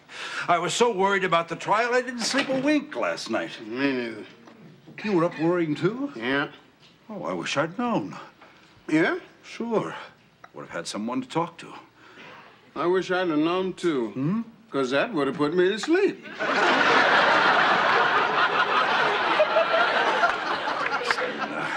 Yeah, I hate not sleeping. It panics me. I keep looking at the clock, thinking that even if I fall asleep right now, it still won't be enough. I tried that exercise where you relax your whole body, starting with your toes. Worked out great. My feet fell asleep and my head stayed up. Oh, God, I'm exhausted. I was up all night, worried sick about Mother. You too? Were you up? And Benson. Well, why didn't you call? I nearly went crazy. I tossed and turned so much I ripped the sheets. Wonderful. Dead tired. I got to change sheets. What a night. What a night. Not 1 week of sleep. Were you up worrying too, Grandpa? Of course I worried. Did you hear how close that mortar fire was? Good morning, everyone.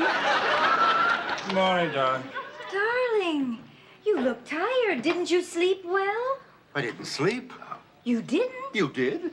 Like a hog. Jessica, you mean like a log. Oh, Chester, logs don't sleep. Good morning, Benson. Good morning, Miss Tate. Jessica, how could you sleep? Weren't you worried? About what? The jury goes out today. Out where? To decide on a verdict, Jessica. Oh, that. Oh, don't be silly, Chester. There's nothing to worry about. Hey, when did Corinne get back? What? Corinne, she's back. Where? Upstairs. I went into her room, and there she was asleep. Oh.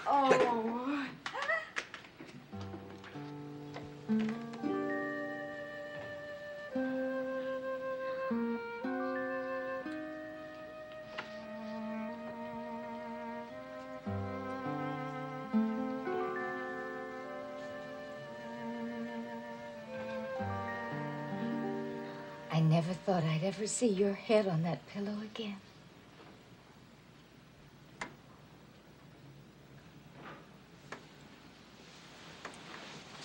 Ma?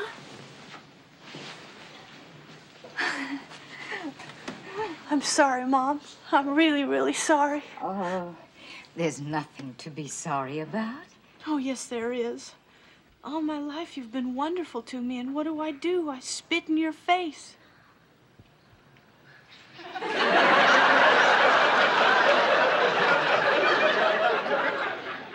I don't remember that. No, Mom, I mean I did a terrible thing to you. No, you didn't. You didn't do anything anybody else wouldn't have done. I had to find out. When I heard that she was my real mother, I had to go to her. I had to be with her because she was my mother, and I thought that was important. But I found out something. What? I found out that Your mother isn't the woman who gave you her genes, but the woman who gave you her love. I had to go live with her just to find out that I belong right here with you. Welcome home, Corinne. I love you, Ma. Oh.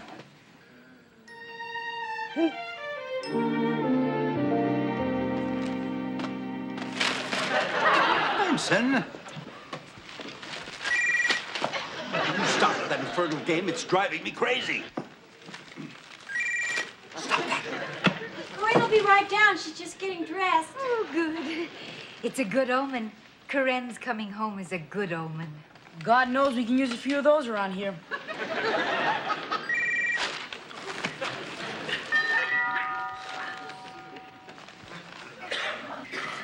Yeah, I know.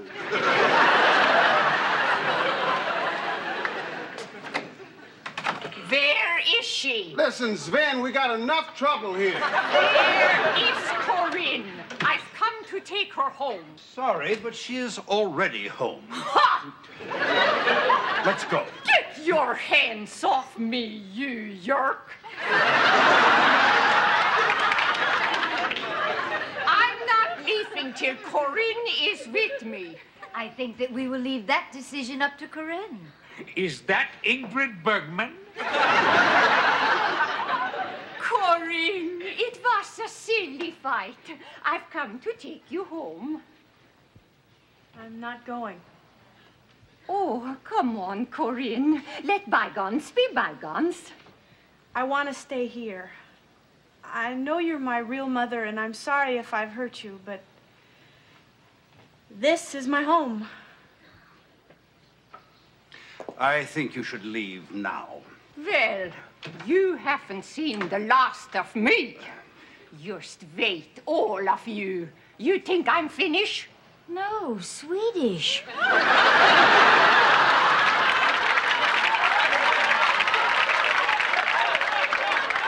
I'm not done with you. I have plans you can't even begin to imagine, and horrors in store you would never dream of.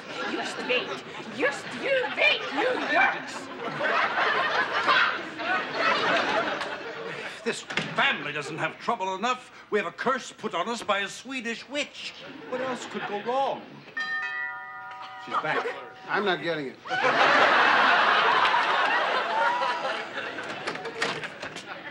Chester Tate? You know I'm Chester Tate, you idiot. What is it? I have here a federal warrant for your arrest. It's brought by the Securities Exchange Commission on stock fraud and manipulation.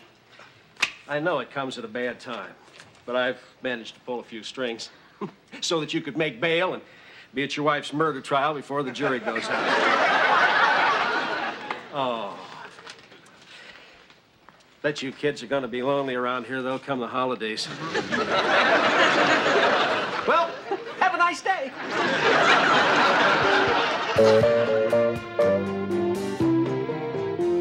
And so, ladies and gentlemen of the jury, on examination of the evidence that the prosecution has presented, one could consider it substantial. But after knowing the defendant, the evidence appears flimsy and inconsequential.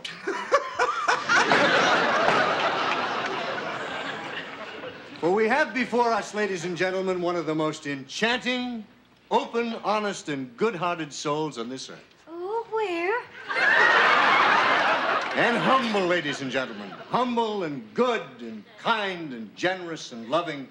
A person who I'm truly proud to say I'm a better man for having met. Ladies and gentlemen, I speak of Jessica Tate. Oh, Mr. Malou. Don't listen to him. Jessica Tate, ladies and gentlemen, is incapable. Incapable of hurting anyone, let alone taking a life. Well, now, Mr. Malou, I wouldn't say that. Once when I was 6, I shoved my sister Mary out of the tree to see if she could fly. She couldn't. In point of fact, it was nearly 8 weeks before she could walk again. See her honesty, I don't have to mention. You've heard it for yourself. I have nothing further to say. The best proof is right here before you. Thank you. Your Honor, Judge, he's... Huh? Oh! Yes. Well, thank you very much for your summation, Mr. Malou. It was very nice. Long, but nice. My instructions to the jury are going to be brief.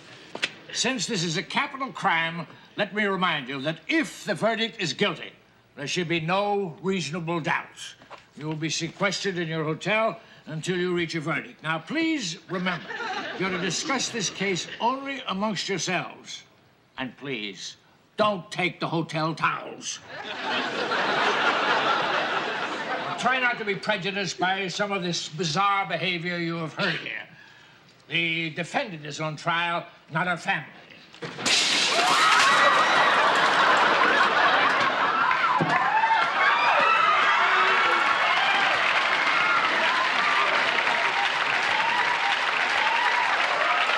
You will never take her. You'll never take my daughter.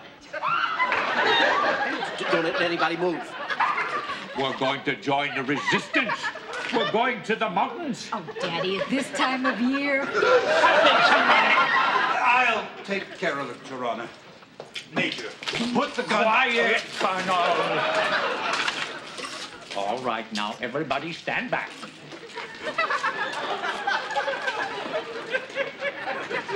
Daddy, it's me, Mary. Please don't do this. Sit down. Everybody. You two.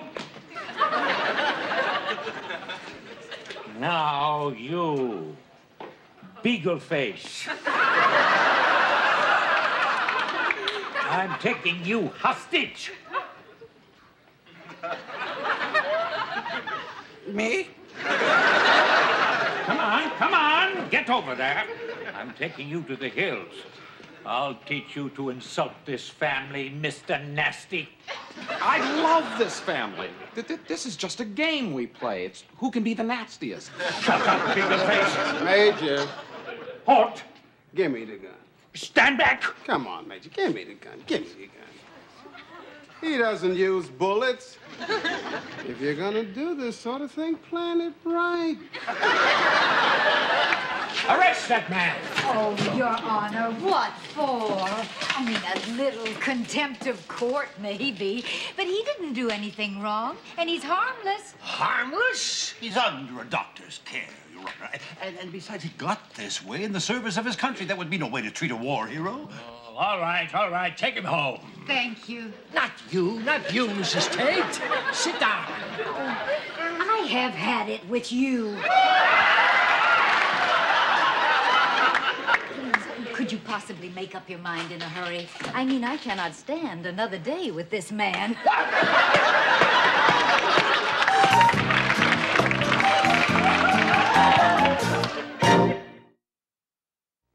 Now that Jody and Carol have been more than just friends, will she settle for less? If Bert sends Mary a dozen red roses, will she forgive him for killing her first husband? Or is she really ticked off this time? Will the jury come back with a verdict of innocent? Will the jury come back with a verdict of guilty? Will the jury come back? These questions and many others will be answered on next week's episode of Soap.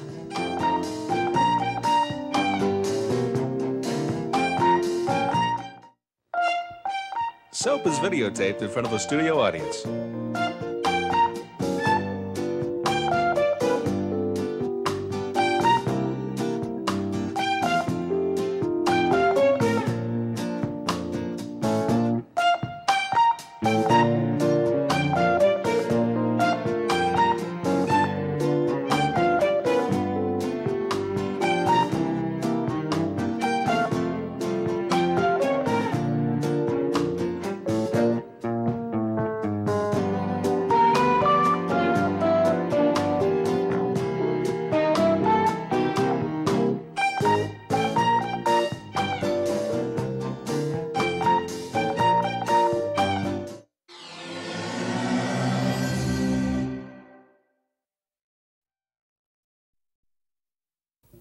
In last week's episode of Soap, Mary decided to try to work things out with Bert even though he killed her first husband. Corinne decided to leave her mother, Ingrid, and return to her other mother, Jessica.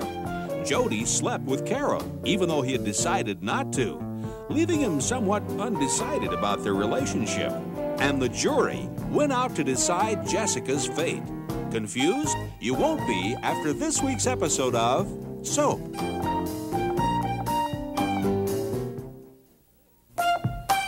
This is the story of two sisters, Jessica Tate and Mary Campbell.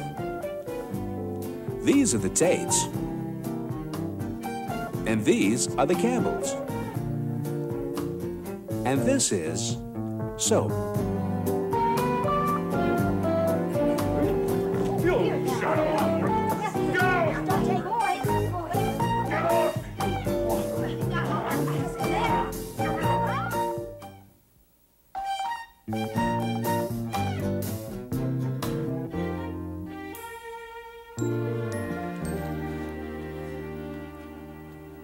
Oh, Bert, I thought you were going to set up the bar. What are you doing? Sitting. I can see that, Bert. Mary, I'm so depressed. I mean, I've ruined Danny's life. Danny, you're not even dressed yet. I'm too depressed to get dressed. It was all I could do to get out of bed. My life is over. It is not. It is. It is. I have to spend my life married to Elaine. When they get here, I'm gonna tell Lefkowitz to shoot me. That does it. Come on, get dressed. They'll be here any minute. It's all my fault. Everything, it's all my fault. Mm-hmm. I mean, I pushed some guy off a ledge and ruined everybody's life. His, naturally. Danny, because Danny had to kill the man who killed his father, who's me. And because he couldn't kill me, he has to get married to that terrible girl he doesn't love, or else they're gonna kill him. And you, your husband gets killed, and you find out later on you're married to his killer. Sure, if the guy killed me, everybody would have been better off. Except me, of course, because I'd be dead. And me, because I love you. You do? I do. But Mary, Shh. Leave it alone. Huh? Set up the bar.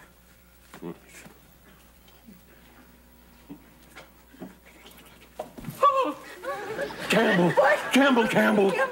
Yes, my cousin. That's his name. Yes, Campbell. They made a mistake on his birth certificate. They wrote Campbell twice, and his parents thought it was illegal to change a birth certificate, so they had to call him Campbell.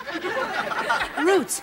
I'm having a killer to cocktails, and you're doing Roots. And I think of him before. Mary, he'll help. He lives in Australia. He's loaded. Bert, later. We'll talk about Australia later. Danny! Danny! What? I got it. What? You're going to Australia, to my cousin. You'll be safe there. He lives way back in the bush country. Nobody can find his place. Australia? Either that or you marry Elaine. When do I leave? First thing in the morning. All right. We're all set. It's them. It's them. Okay, everybody normal. Act natural. Be happy. Smile.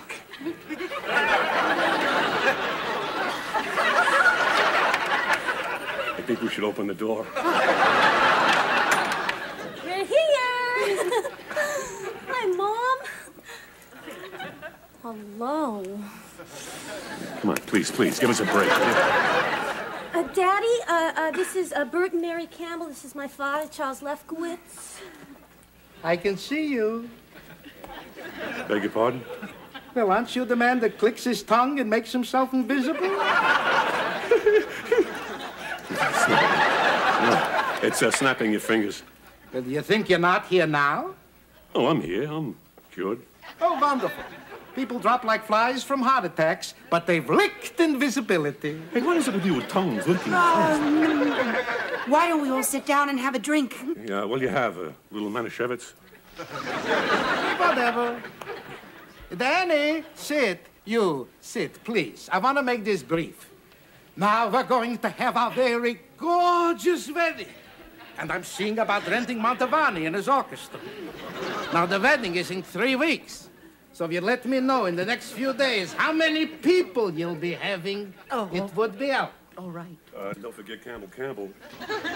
Hey, look! This is right enough to tick. What's that? That's my son, Chuck and Bob. How do you do? Oh, yeah, I love it. He lives with a doll, and you're the one they put away. Drill 3 holes in it like a doll of toothed game. Okay, boy chick, I've had it. Shut up, or I sandpaper your face. Yes, sir. Get me out of here. Hi. Hey, Jody. Mr. Lefkowitz. This is my brother, Jody. Oh, the Fagler. Sit.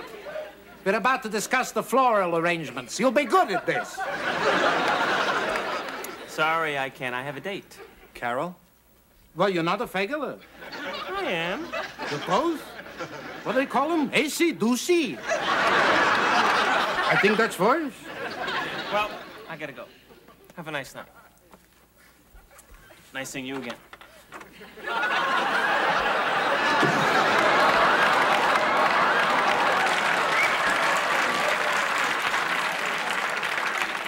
Okay. I want a few words with Danny alone. Come, Bert. We'll show Elaine the yard. Yard? I want to see a yard. Shut up. You'll go look at the yard.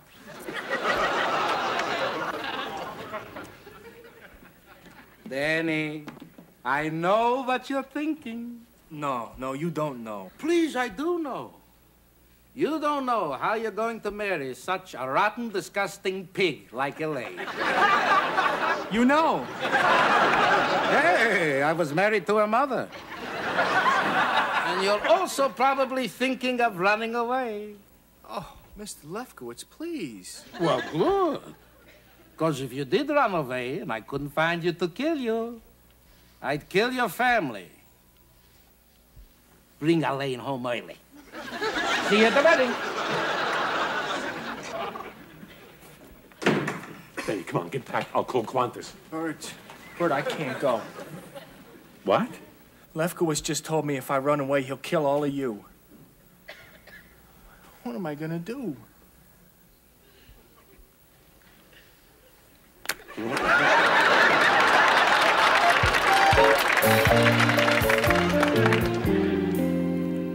Leave it to me to fall in love with a priest. And now I just know he's coming over here to tell me he's not gonna see me again. Well, at least if you've lost him to God. I lost Walter to Marilyn. Corinne, Father Flotsky's here. Tell him to come up. Here? Yeah. This is a bedroom. So? So your pantyhose are on the floor. Send him up. Well, okay. Good luck, sweetie. Oh, don't leave. Are you sure? Yeah, if you're here, he won't say anything bad. If you're here, he won't say anything. You better go. No, stay. I can't hear it alone. Okay. Corinne. And don't laugh. No.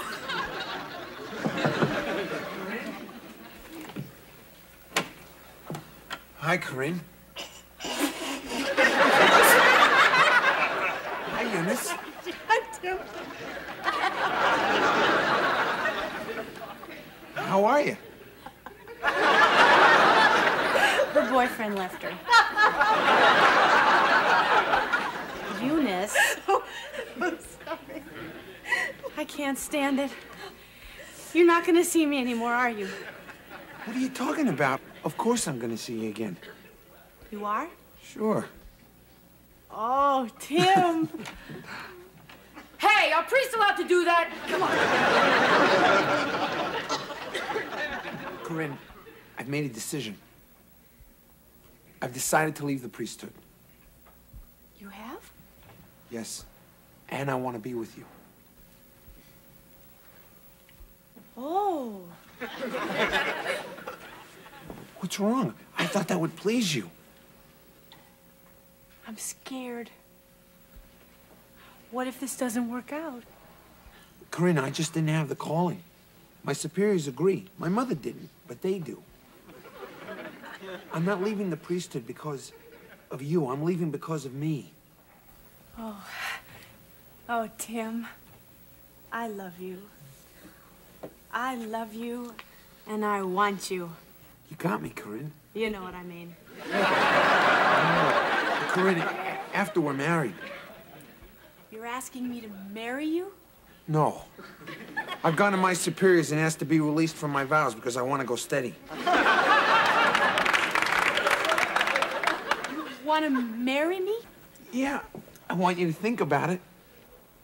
And we have to wait until we're married to... Oh, Corinne, please, give me a break. This is not nothing I'm doing. All right. We'll wait. No lovemaking until we're married. Good. So what about petting? Oh, Necking? come on, Corinne. Okay, can I hold your hand?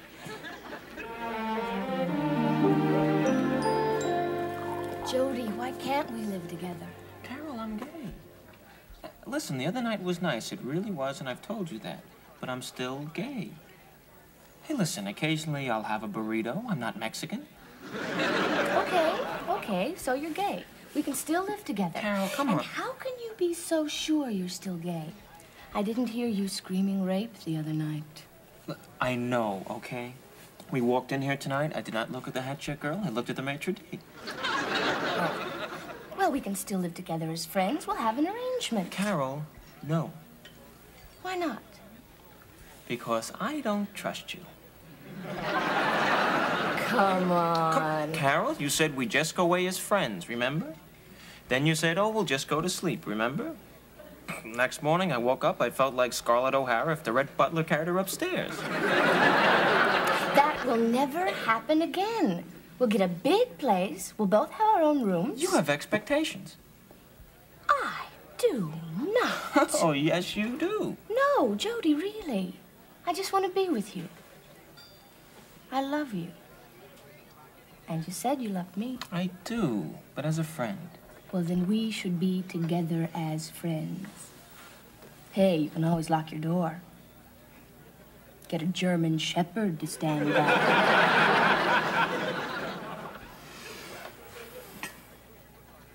Okay, then. Okay? Yeah. We can? Really? Yeah, but I get to name the dog. Excuse me, Jody?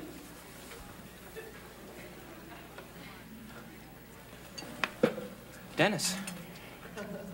I hope I'm not interrupting anything. No, no, not at all. Carol, this is Dennis Phillips. Remember I told you? I know. Dennis, this is Carol David. Hi. Hi. Listen, you mind if I join you for a drink? No, have a seat.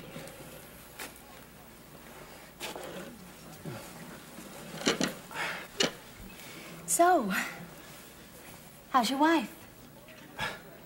It didn't work out. She left me. Oh, what happened? The quarterback couldn't complete the pass? Excuse me. I have to go to the powder room. I'll be back.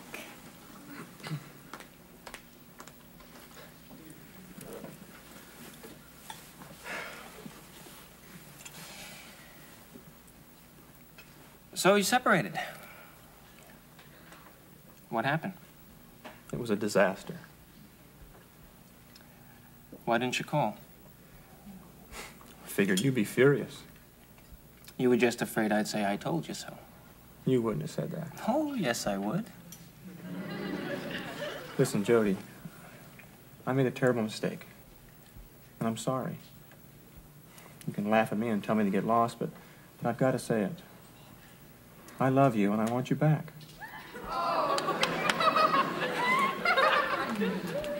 Well, I'm back.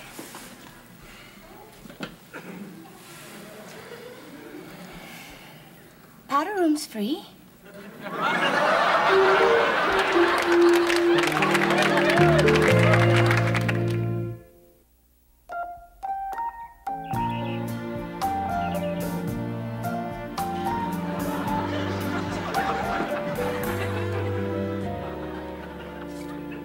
What are you doing?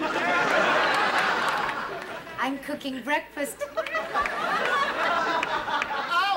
No, now, Benson, I want to cook breakfast and I want you to eat with us and not serve. What are you talking about? We're all going to have breakfast together this morning, like one big happy family. Is Mr. Tate gonna be there? Yes. I don't want to eat with you. Now, Benson. They said that the jury might come in this morning, and, well, of course, I know I'm not going to be found guilty because I'm innocent. But just in case, I want to cook one more meal. I want to cook it, and I want you to eat with us. Please? Well, just this once. Morning, Mom. Morning, darling. Benson. Hi, Billy. I'm fixing one of your favorite breakfasts this morning. What's that? Waffles? It's not one of my favorites. I could have sworn it was. What is that you're eating, Billy? A frozen Snickers. That's one of my favorites. Put that thing away. You go upstairs and get dressed. Breakfast will be ready when you're finished. Okay, Mom.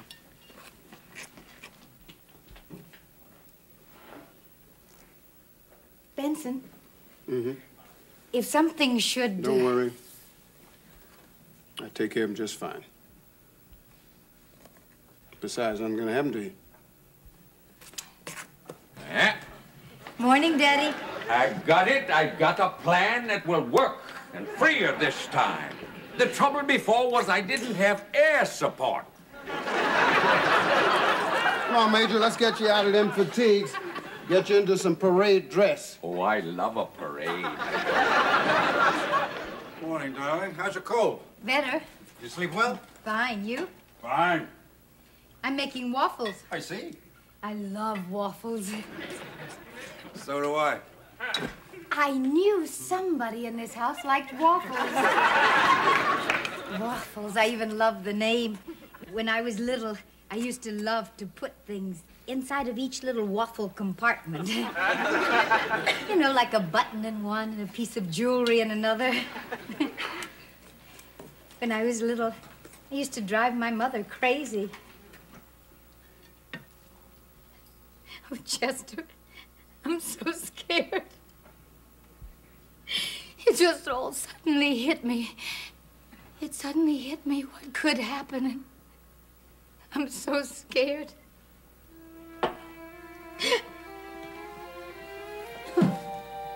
Nothing's going to happen, Jess. I promise. I won't let it. I love you far too much to let anything happen to you. Oh, Chester.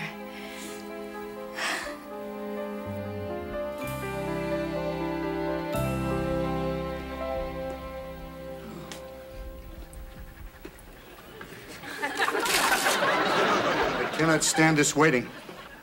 Why, Mr. Malou, you've been through this so many times, I should think you'd be used to it by now. This is different How so?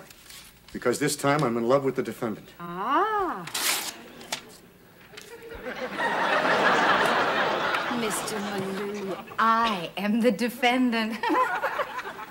At first, I thought you were a lunatic. Then as I got to know you, I thought you were the most outrageous, impossible woman I'd ever met. And now I find you the most original and delightful. I can see right through you.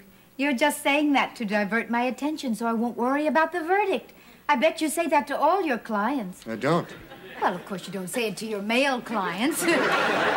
Although it would certainly divert their attention. If they find you guilty and put you away, I don't know what I'll do. And if they find you innocent, you won't need me anymore. Jessica, I'm in love with you. No, Chester. 1, 2, 3, 4. 1, 2, 3, 4. Chester, we're learning the hustle. That's it. Loosen up. Come on, Chester. Come on, don't be a stick in the hay. Watch Mr. Malou. Come on, we're dancing our troubles away. 1, 2, 3, 4. A hustle. A 1, 2, 3. A hustle. Got it?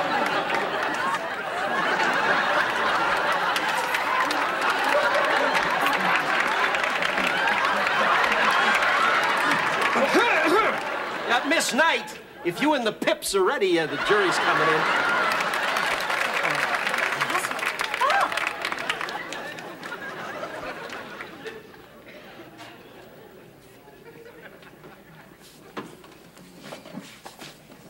Oh, Jess. Mary. Oh. Jessie. Well, what's the matter, Mary? Mary? I think she's trying not to cry. Why? Because her mascara will run and she'll look like a raccoon. Why is she trying not to cry? Mary, you keep that up. You're going to get the hiccups. You see, she gulps a lot of air. Last time she hiccuped for 8 hours. Oh, Mary, why are you crying or not crying? She's worried about the verdict, Aunt Jessica. Is that it, Mary? Is that... Oh, silly Mary. Silly, silly, silly. Come on now. Sit down. Everybody sit down. Mary, listen. You listen to me. I made an appointment to have my teeth cleaned tomorrow. Now, do you think that I would actually do that if I were going to be found guilty? No. No. So you cheer up, huh? Oh, everything's going to be fine.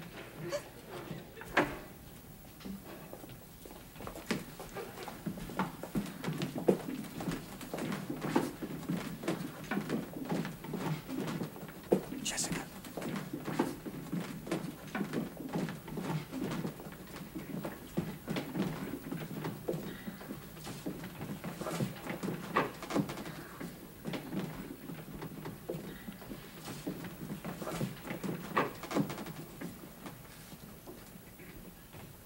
Oh, Bert. What? They're not smiling. Who? The jury. Oh, Mary, juries never smile. Juries and gamblers, they gotta keep straight faces. No, really, they test me before they allow them to serve. They tickle them. If they laugh, they're out. What do you think, Daddy? I think if this isn't over soon, I'm going to throw up. The court is now in session. Judge Anthony Petrillo presiding. Everybody, please rise.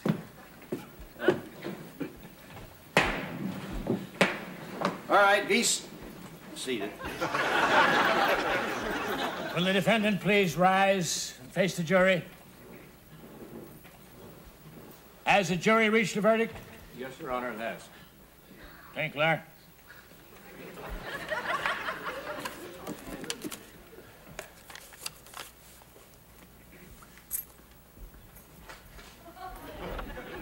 Will the foreman please read the verdict? Your Honor, the jury finds the defendant, Jessica Tate, guilty as charged of murder in the first degree. No, I'm innocent.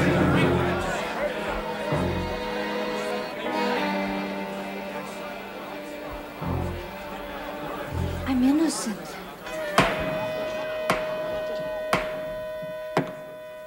Jessica Tate, you've been found guilty by a jury of your peers. You'll be remanded in custody until I pronounce sentence upon you.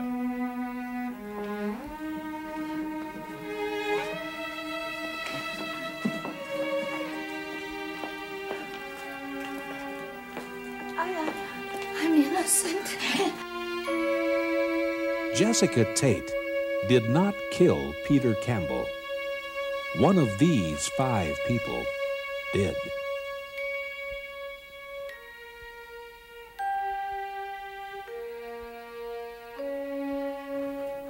I'm innocent. Who killed Peter Campbell?